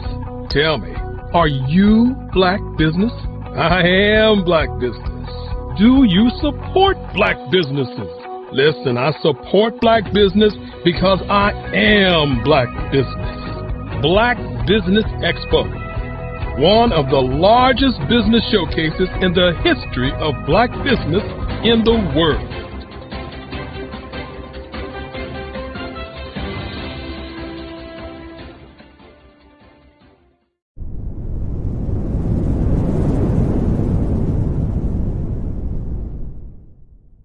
Hello, I am Dr. Eric Kelly III, the visionary strategist and founder of the Black Business Olympics. I invite you to showcase your Black-owned businesses on the Black Business Network global stage. The Black Business Olympics is a global Black Business Network platform that propels Black-owned businesses into the international spotlight. By showcasing your business on the Black Business Olympics platform, you can reach a worldwide audience of potential customers, partners, and investors. You can also establish yourself as a thought leader, an expert in your field, attract lucrative partnerships, and more speaking engagements. In addition, the Black Business Olympics platform provides a valuable opportunity to connect and collaborate with like-minded entrepreneurs and business professionals from around the world. This can lead to new business opportunities, ideas, and relationships. Finally, by sharing your story and expertise on the Black Business Olympics platform, you can inspire and empower others. This is a powerful way to make a positive impact on the world and leave a lasting legacy. If you are a Black-owned business owner, I encourage you to seize the opportunity to showcase your business on the Black Business Olympics platform. It is a once-in-a-lifetime opportunity to make an indelible mark on the world. Be one of the 1,000 visionary entrepreneurs who are changing students' lives, shaping industries, and leaving an unforgettable legacy for their families. Unleash your voice on our global stage and watch your business thrive. Black Business Olympics is one of the largest Black business showcases in the history of Black business in the world. Yes, the entire world. Just give me a call today at 919-308-9090.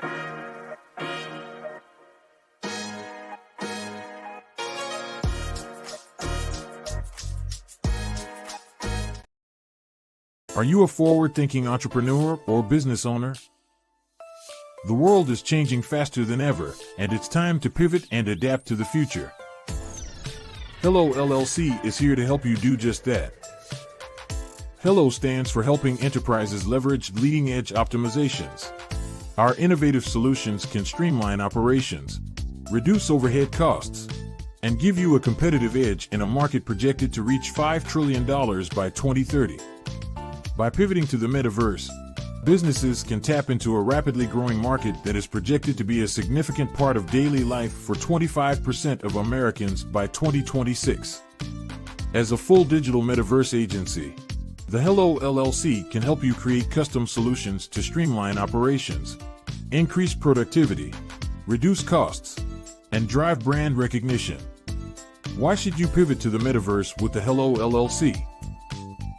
By leveraging cutting-edge technology, you can provide immersive experiences for your customers, expand your global reach, and unlock new revenue streams.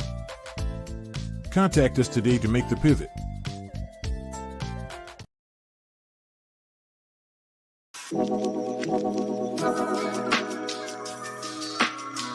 The African company and the African CEO is making a conscious decision to bring on someone external to the continent versus bringing on someone who is from Ghana or Kenya or South Africa. And so the skill sets of the people that we take through our executive leadership training program and ultimately on the placement, obviously have to be extremely high caliber. So what we look for are corporate executives at the vice president to C-suite level, as well as Black entrepreneurs. When we look at the Black corporate executives, we're looking for some very specific skill sets, whether that be around supply chain, sales and marketing, engineering, product development. We want our folks to be able to add immediate value to the corporate board, right? And the other thing is, even if they don't necessarily have specific industry experience, they're bringing a diversity of thought.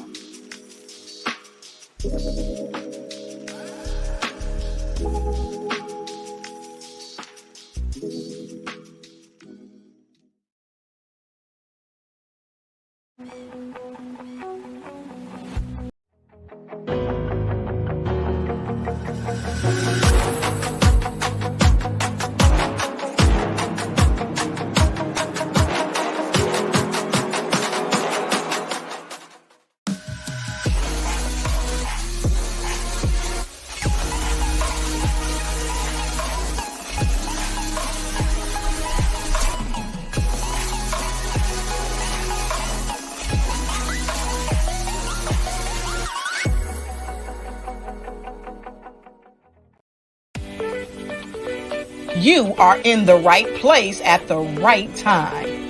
The Black Business Network opens again for its Black Business Olympics, a 24/7 broadcast on business, strategies, global branding, social media marketing, finance, advertisement, and much, much more. Featuring the top, most powerful entrepreneurs and speakers and thought leaders from all around the world as they gather together for this phenomenal event.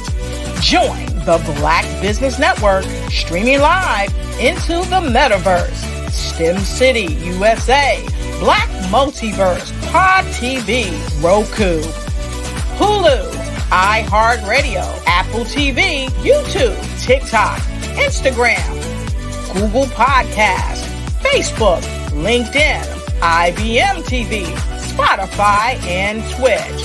Tune in today and be a part of this amazing movement. The Black Business Olympics welcomes you.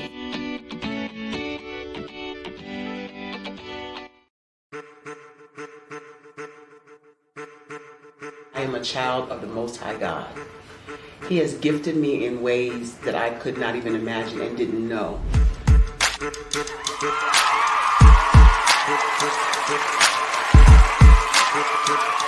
There was a time when I didn't know who I was. I listened to other people tell me who I should be, what I should do. I listened to people telling me that I should be a boutique owner, that I should be a construction manager, that I should be a laborer? Have you ever felt like you should do something else, be something else, go somewhere else, be wherever you wanted to be, and you felt like you were in a box? Anybody in the room? And you couldn't get out? Anybody in the room? And you kept trying to go and you couldn't get out? Anybody in the room? But let me tell you, you need to rock the box. Rock the box.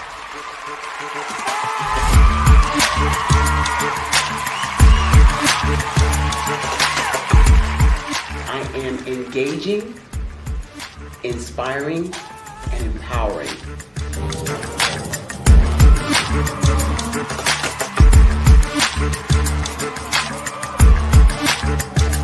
I would give you everything I know.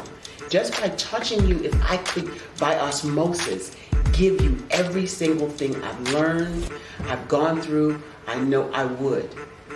We know that's not possible, but as it is possible, I love to share information with people. Some of you out there, people have told you that you can't be, you can't have, you can't do. But I will tell you, like Kingston said, you can, you must, and you will. If it's to be, it's going to be me. You got to say it. If it's to be, it's going to be. If it's to be, it's going to be. If it's to be, it's going to be.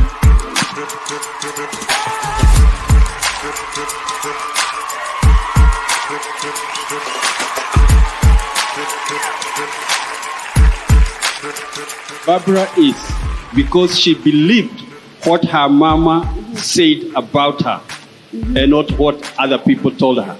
Every day you wake up, when you're in a situation, it's your choice whether it's an advantage or the disadvantage. She gained her confidence and her life, and now she is a testimony. If I can help you elevate yourself, then I feel like I'm elevating my own self as well. What you know and I know together can change the world.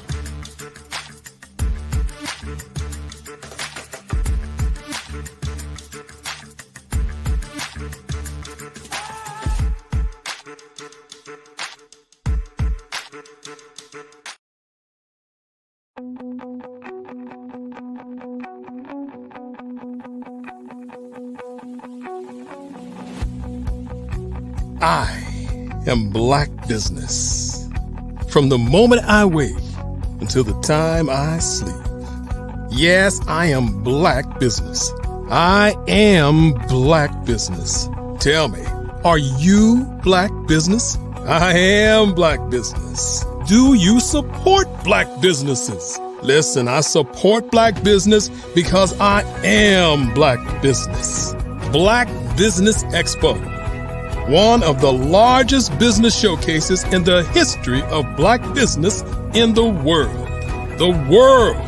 Sign up today at www.blackbusinessexpousa.com or call 919-308-9090. I am Black business.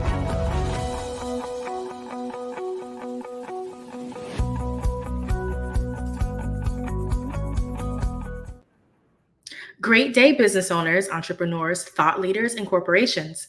Welcome to the Black Business Network. My name is Marak Hicks, and I am the founder and CEO of Miracle Recruiting. I am your business moderator for this evening on the Black Business Network.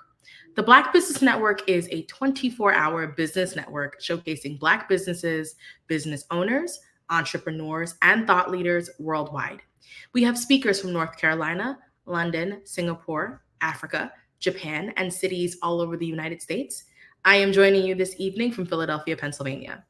The Black Business Network is a global community sharing its business knowledge to empower, inspire, and educate businesses about business. I am so excited to introduce you to Helen Hicks.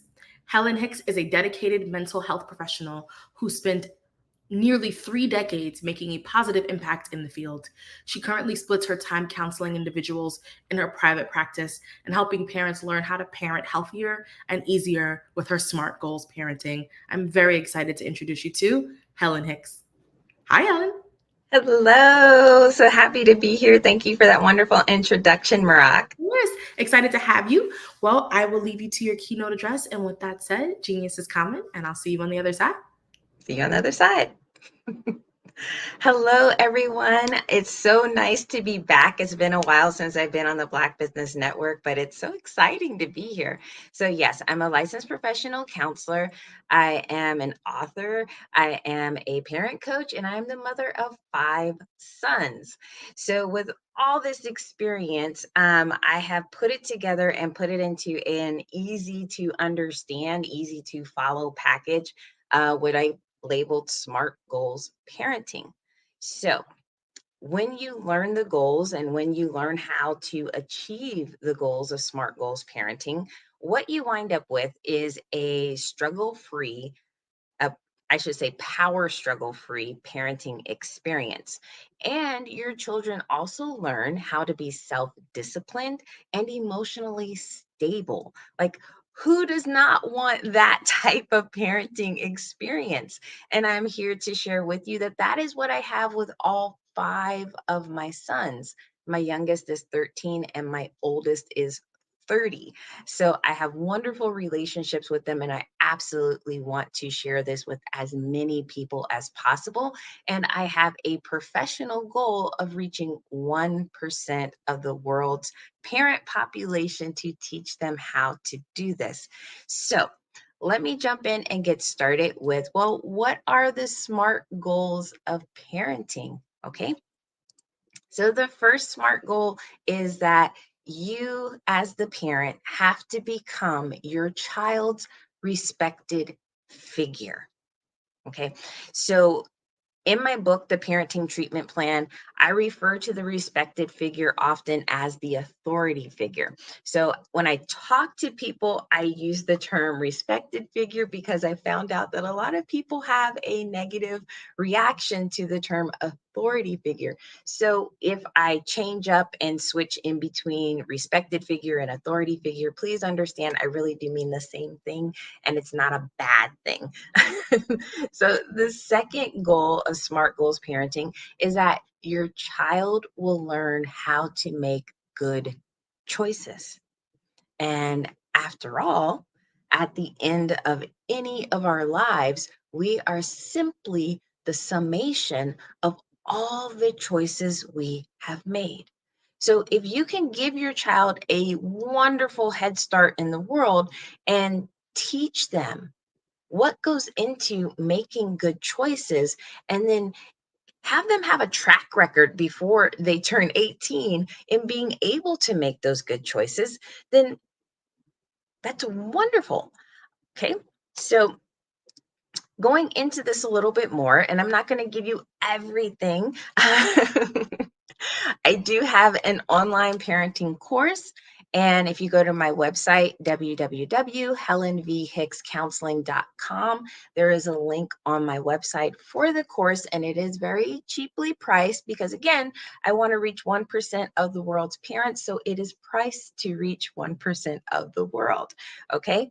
But in this online course, it's going to teach you a lot in regards to parenting. And it is also a living course because as I learn different things, I come across different pieces of information. I add it into the course just because I want you as the parent to be as successful as possible, because we together as parents, we are raising the next generation and sometimes the generation after that as well. So I want this to be a great and wonderful place for all of us to live in. So I want this to be easier for you. In becoming your child's respected figure, there are 5 skills that you really need to be able to master. The first one of those skills is consistency. And I mean consistency in every possible way that you can conceive being consistent. This is a huge challenge for a lot of people for various different reasons, but consistency is my starting place for every relationship, not just parent-child relationships, but any other relationship that you have in your life, whether it's already a positive relationship or you're trying to mend a broken or damaged relationship, consistency is where you have to start, because consistency is about building trust. It is about establishing yourself as trustworthy. Do you do what you say you're going to do? And how reliable are you when you say you're going to do those things? You know, can I rely on you to do that 50% of the time? Can I rely on it 75% of the time, or even 95% of the time? Consistency is huge, especially in children. Consistency is how children are able to kind of like woosah. They can let go of all the anxiety of, oh my gosh, what's going to happen next? And do I have the ability to handle what's going to happen next? Because when children live in unpredictable environments, they develop anxiety. They develop anxiety because they're unable to master their environment. But when there is consistency, when they know they have to get up at a certain time every single morning, let's just say on school days, they know the routine that they're going to go through once they get up in the morning. They know that they are definitely going to school. They know who's going to pick them up from school or what happens after school. They know that they're going to have dinner. They know that they're going to go to activities. When they know what to expect, they then can begin to master not only being able to move through their day, but they also begin to master their emotional state. So they start to develop those skills of self-soothing. They start to develop coping skills. They start to learn how to help themselves as they move from one part of their day to the next part of the day to the next part of their day. But when they are in an inconsistent environment, they're unable to master this. And being able to master this contributes to their self-esteem, their self-worth, their self-confidence. These are all like those basic building blocks of being a stable person. So consistency is huge. And I often tell parents, like, if you can't do anything else, be consistent. Even if you're consistently a bad parent, still, if your kids know what to expect from you, if they know that you're not making breakfast, if they know that you're not washing the clothes, if they know you're not cleaning the house, that is still a level of consistency that they can begin to learn how to master. So consistency is the very first step in becoming the respected figure. Step 2, nurturing. And nurturing is being able to meet the needs of your child. And any parents out there, you know that these fluctuate. Your child doesn't have the same needs as a toddler as she did when she was an infant. And a toddler doesn't have the same needs as a school-age child. And school-age child doesn't have the same needs as a teenager. So, and if you do have adult children, then you know that those needs are very different, and they may not even need you in those types of ways anymore because they're an adult and they're taking care of themselves. So nurturing your child is really being able to tune in to what your child's needs are and being able to adequately meet those needs. So I have an exercise in my course in being able to decipher what the underlying need may be. Because if you have small children, you know there can be various different types of cries. And you're not always sure of what the need may be underlining that cry. So regardless of all the things you did to try to help your child, if your child has a certain cry and you've changed the diaper and you fed the child and you burped the child and you put clean clothes on them, but your child is still crying and you still haven't met that need, because maybe in that moment, the child's need is simply to be held and to feel cared for and to feel loved and to feel safe. But if you're still not meeting the essential need, despite the fact that you're doing all these other caretaking things, you're still not showing up for your child and nurturing your child in the way that your child needs it in that moment. Okay. So I want you to know that nurturing is huge as your children are moving through their developmental phases, because they will indeed shift, they will indeed change, and you have to be able to fluctuate and change with them. Okay. Step number 3 is guidance. And guidance can be a little tricky because guidance, it's not only preparing your children for the world. It's about teaching them how the world around us operates, what the world's expectations of them are. But guidance is also about discipline. And this is where a lot of parents that I work with tend to lose it.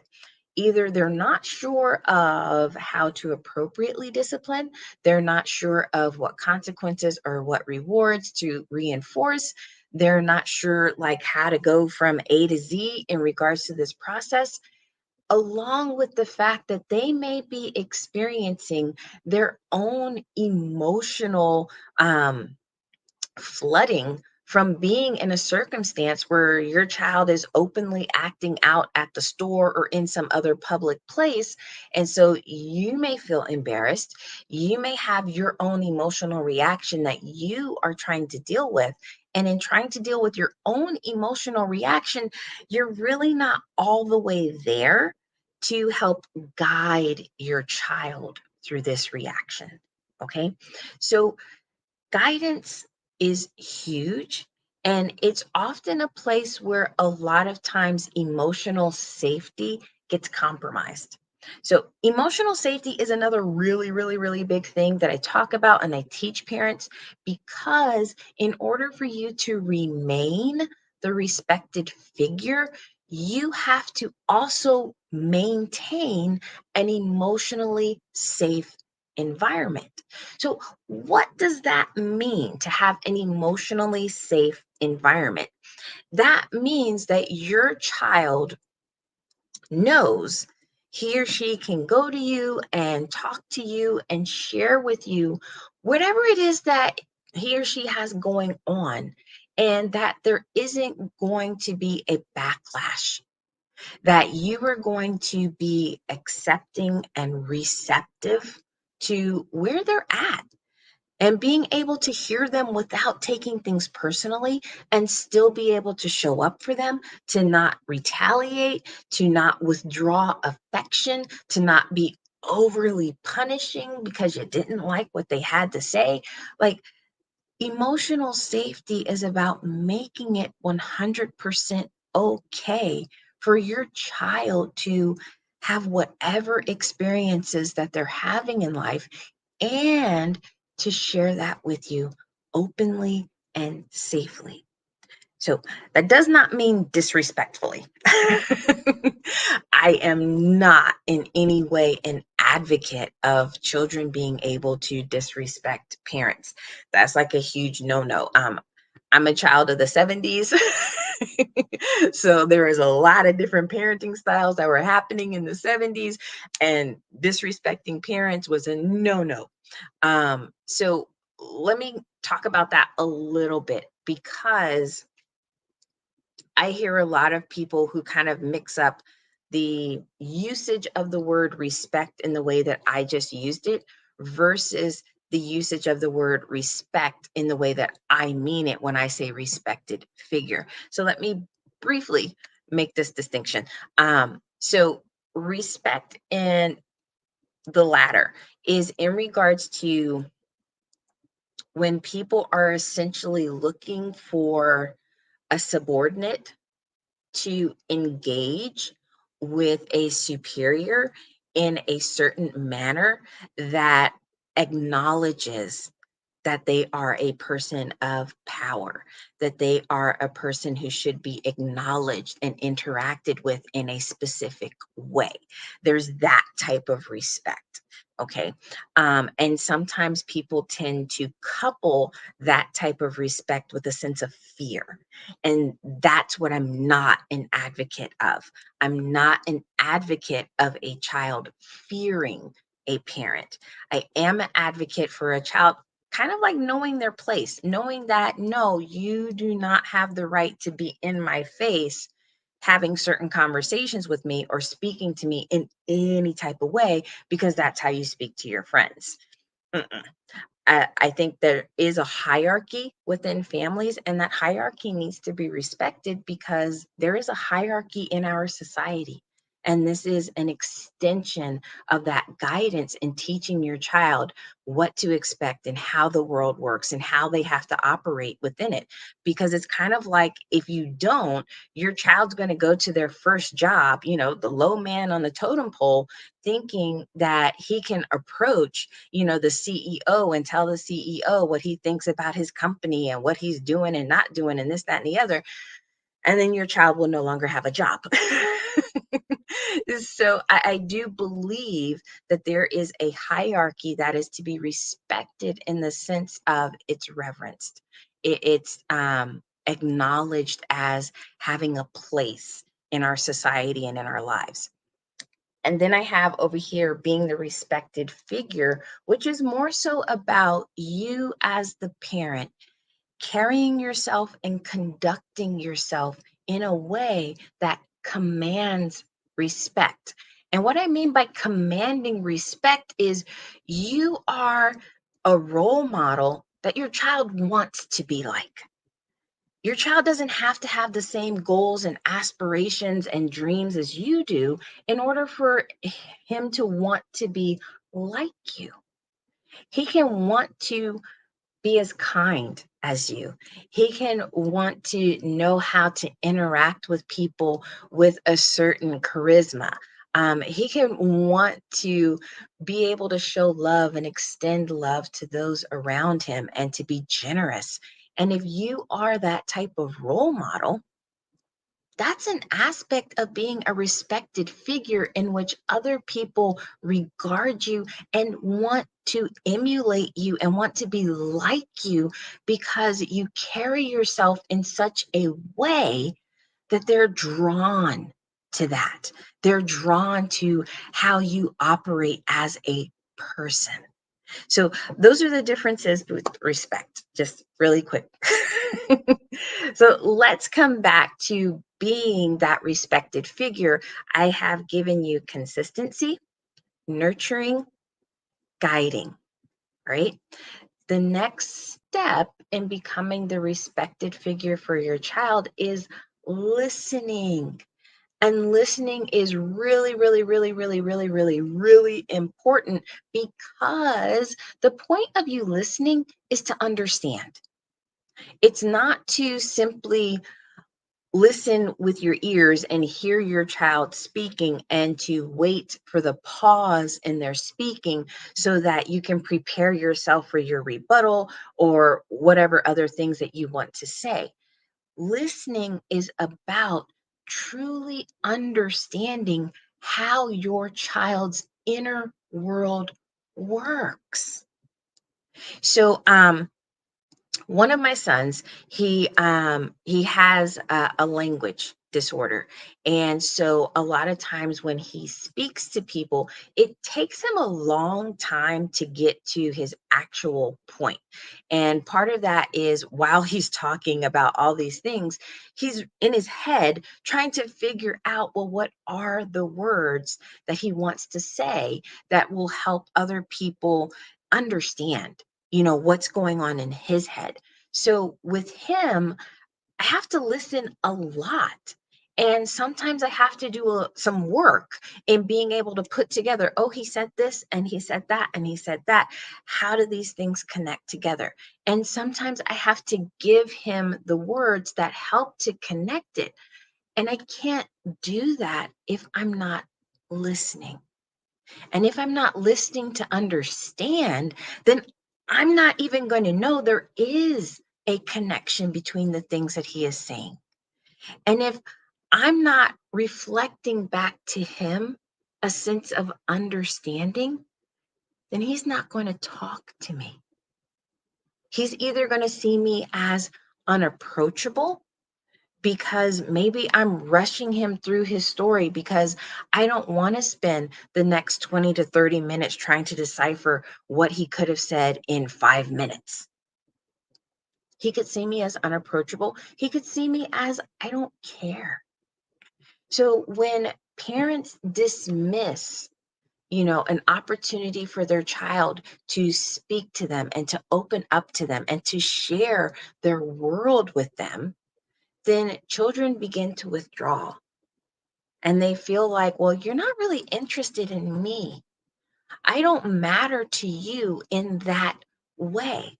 So listening is huge in being able to establish a connection with your child and a sense of meaning that your child has to you as their own individual, as their own person.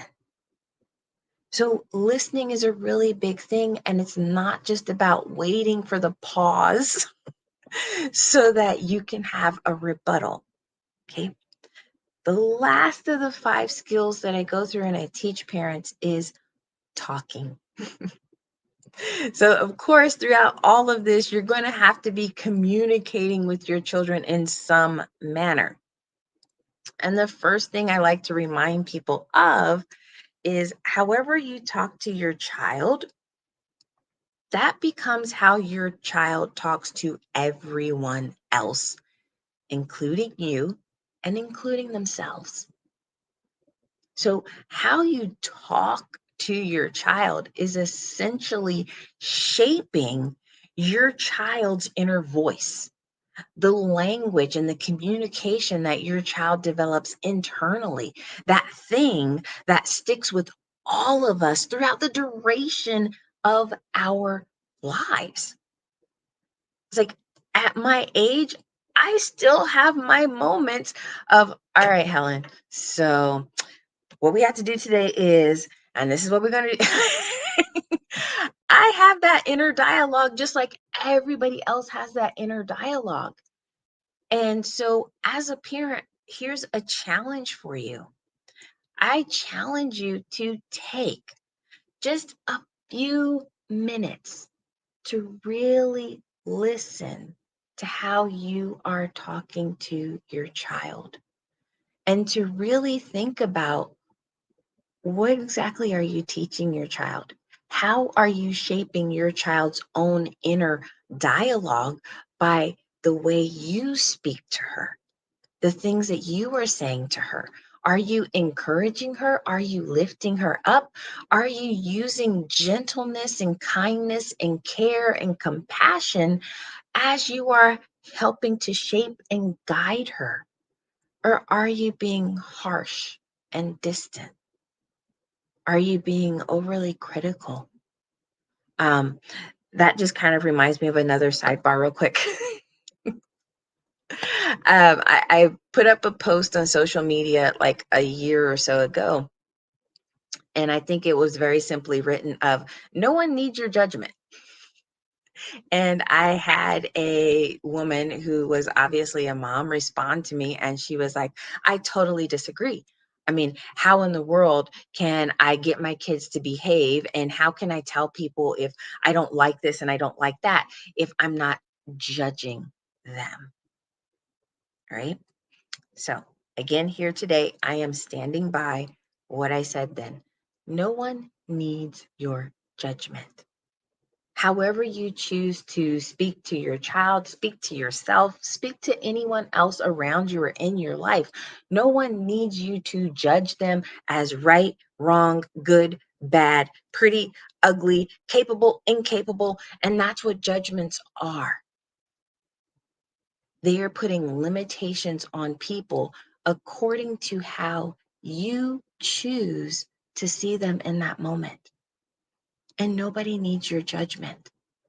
If you're going to guide someone, you can absolutely say, okay, that's one way of doing it, but here's another way. And here's maybe an easier way. For a lot of times when I've guided my kids, I've kind of thrown out there, why don't you try this and let me know what you think? And if he decides it's an easier way for him, it's a better way for him, okay, cool. But if he decides, no, he prefers to do it the other way, I back up because he's still an individual. He still has every right to choose because, again, that's the second SMART goal, teaching your child how to make good choices, which also means allowing them to make choices.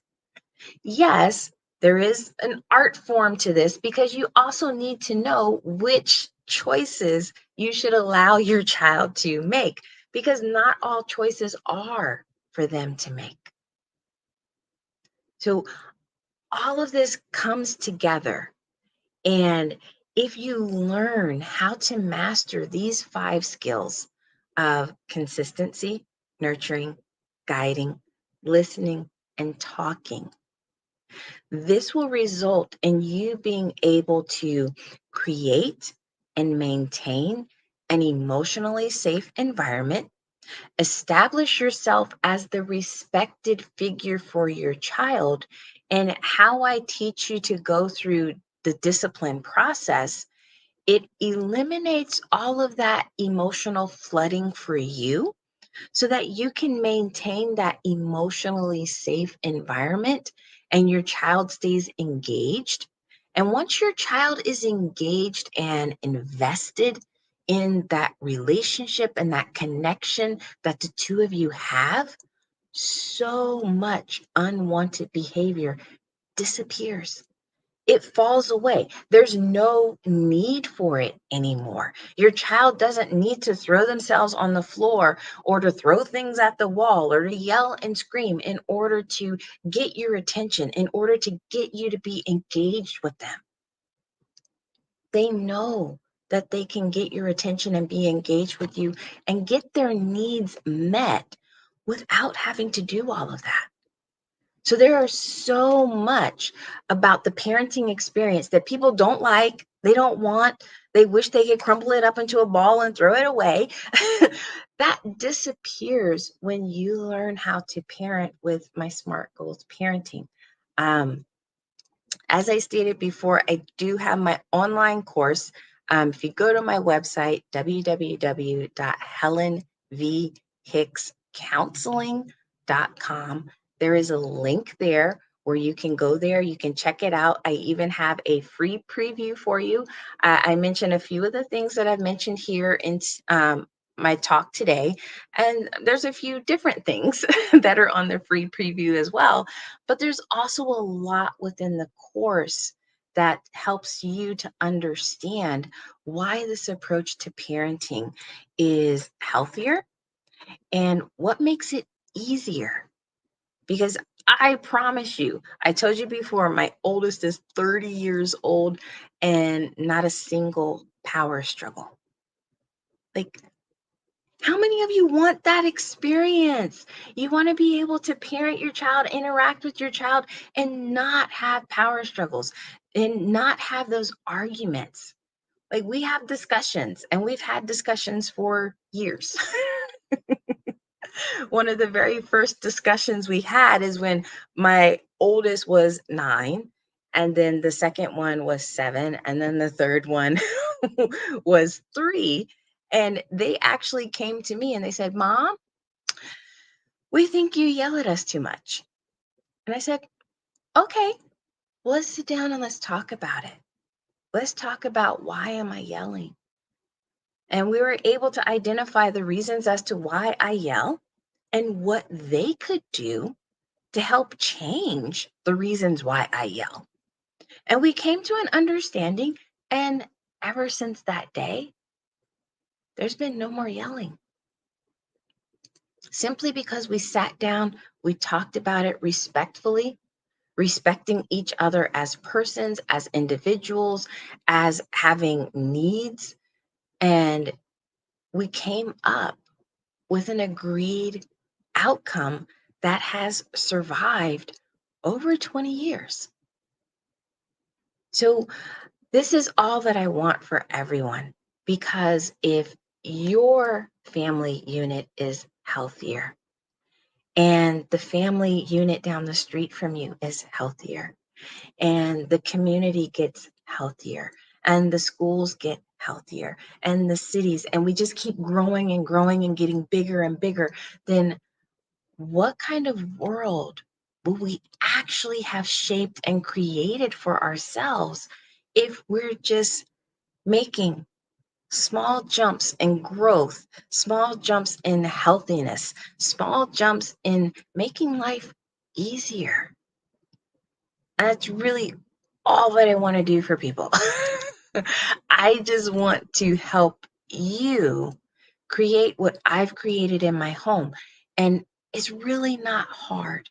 The things that I teach you, so many parents that I've worked with, they're like, oh my gosh, being able to approach it this way is so much easier. It doesn't require as much energy. There's not as much back and forth and interaction. It's all right, we got it, and we keep moving. So if you are interested in being able to have this power struggle free parenting experience and build self-discipline within your children along with emotional stability, then please, please, please, once again, go to my website, www.helenvhickscounseling.com, and click on the link that says enroll here.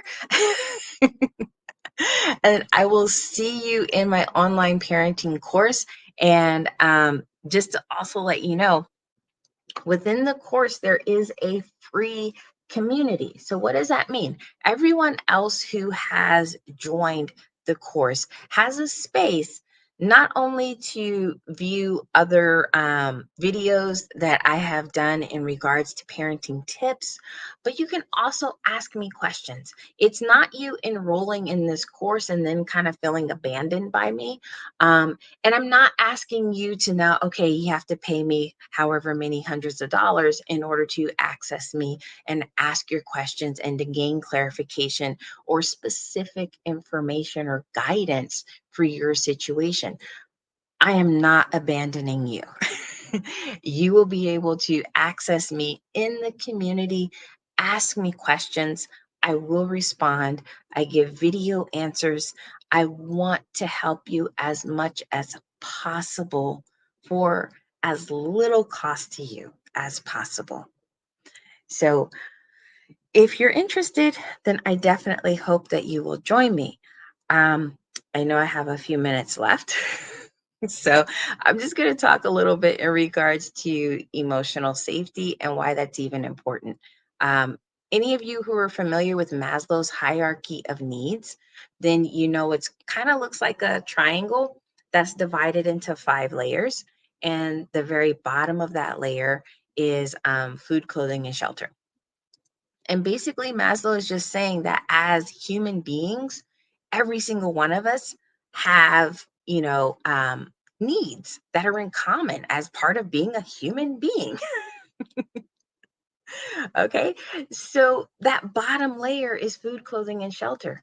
The second layer is physical and emotional safety. The third is a sense of belonging, love, and connection to others. The fourth is self-worth, self-esteem. And the fifth, the very, very top, is self-actualization. And self-actualization is just when we become the very best version of ourselves. So coming back to emotional safety, bottom layer is food, clothing, and shelter. And I think that is the absolute bare minimum that any parent can ever provide for their child: food, clothing, and shelter. Safety, physical safety and emotional safety. And this is a need that has to be met in order for people to advance to the third level, which is connection. That's where you build friendships. That's where you build meaningful relationships.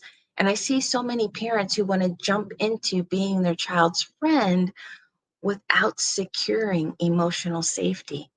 And the thing to know is you vacillate between all these levels of needs at any given time, depending on what's happening within your environment. Okay, so it's not like you achieve emotional safety once and boom, you got it forever. Doesn't happen that way. These are things, it's kind of like the food, clothing, and shelter. You can't just provide food one time and expect it to be enough for the rest of your child's life. It doesn't work that way. You have to keep doing it over and over and over again. Same thing with emotional safety. And like I said before, discipline is often a time where a lot of parents lose emotional safety. They get caught up in their own emotions. They're angry at their child. They're embarrassed. They're disappointed. They're hurt, like whatever it is they have going on, and they compromise emotional safety. So again, if you want that connection with your child, you want that meaningful relationship, then you have to be able to know how to establish and maintain emotional safety. It is a prerequisite to that desired connection. Otherwise, what children will do and what people in general will do is they will play the role. They will do whatever makes you happy and what makes you satisfied so they can get what they need out of that relationship. And then once they have the things that they need, they're no longer invested in that connection, in that relationship, because it really was never there for them. So I'm Helen Hicks, and it's been nice talking to everyone. Hi, Helen. Thank you so much for sharing all that insight with us this evening. Before we let you go, I would love it if you could share where people can find you online. I know you mentioned it at the top of the hour, but closing out, can you share where people can find you on social media, websites, anything that you have in the universe today? Sure. So website, once again, is www.helenvhickscounseling.com. You can find me on LinkedIn under Helen Hicks. And my social media handles are What Would Helen Say? So I have a YouTube channel, I have Instagram, I have Facebook, and all of them are What Would Helen Say? Fantastic. Thank you again so much for joining us this evening. We really appreciate you. You're very welcome. Thank you. Of course. Genius is coming. I'll see you on the other side. See you on this side. The Black Business Expo's mission is to raise funds for high school seniors going to college or K-12 entrepreneurs. The Expo is a fundraiser for students. If you are interested, you may go to www.blackbusinessexpousa.com to donate to the scholarship fund, or use the Cash App that's floating on the screen, $BBXUSA. Our goal is to give laptops and up to $5,000 to 10 students. All students who are interested can register online at www.blackbusinessexpousa.com. Every dollar counts, so we want to remind you to donate to the scholarship fund. We also want to thank our Black Business Expo sponsors for May 2024. Those are NC100, Moody Capital Partners, Suede Soul, Lotus Rocher Coaching and Training, Carolina, Virginia Minority Supplier Development Council, Step Management, The Hello LLC, Barbara H. Smith LLC, Marjorie McLean Foundation, Genius is Common, Earth Essentials, 5-Star BDM Media, Milani Shania Global, Executive Women's Success Institute, The Quality Coaching Company, Superwoman Business Services, Creative Force Studios, Lee Entertainment, Artistic App Design, Black Business Expo USA, Genius is Common, and I'll see you on the other side.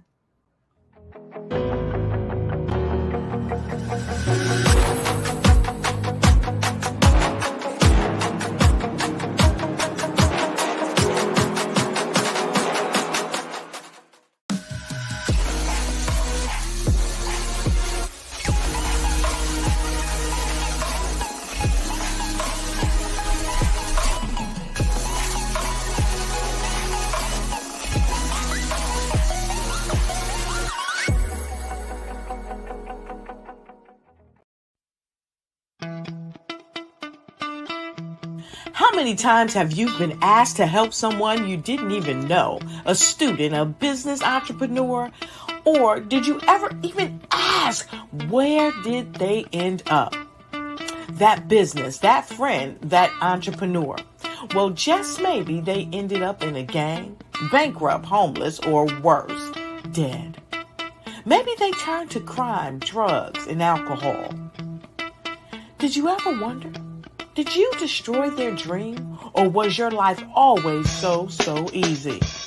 At the Black Business Olympics, we started a movement to help students complete. Give them hope and foster success. Help them to leave their dreams of providing laptops, computers, and up to $5,000 in scholarship funds. Today, we ask you to help a student, a business owner, or an entrepreneur to realize their dream by sponsoring them, supporting them, and buying from them. Consider this. With $1.6 trillion in our Black community, we only ask for a small donation for our students, our businesses, and our entrepreneurs. And you can change a life today. So I ask you, what are you going to do? Sit on the sideline and watch our students in high school be leaders, miss out on their dream from lack of resources? Or are you going to donate to the movement and change their future and yours as well? Give us a call today at 919-308-9090. Change their life by investing with action to the Black Business Olympic Fund. The Black Business Olympics, one of the largest business showcases of Black business in the history of the world.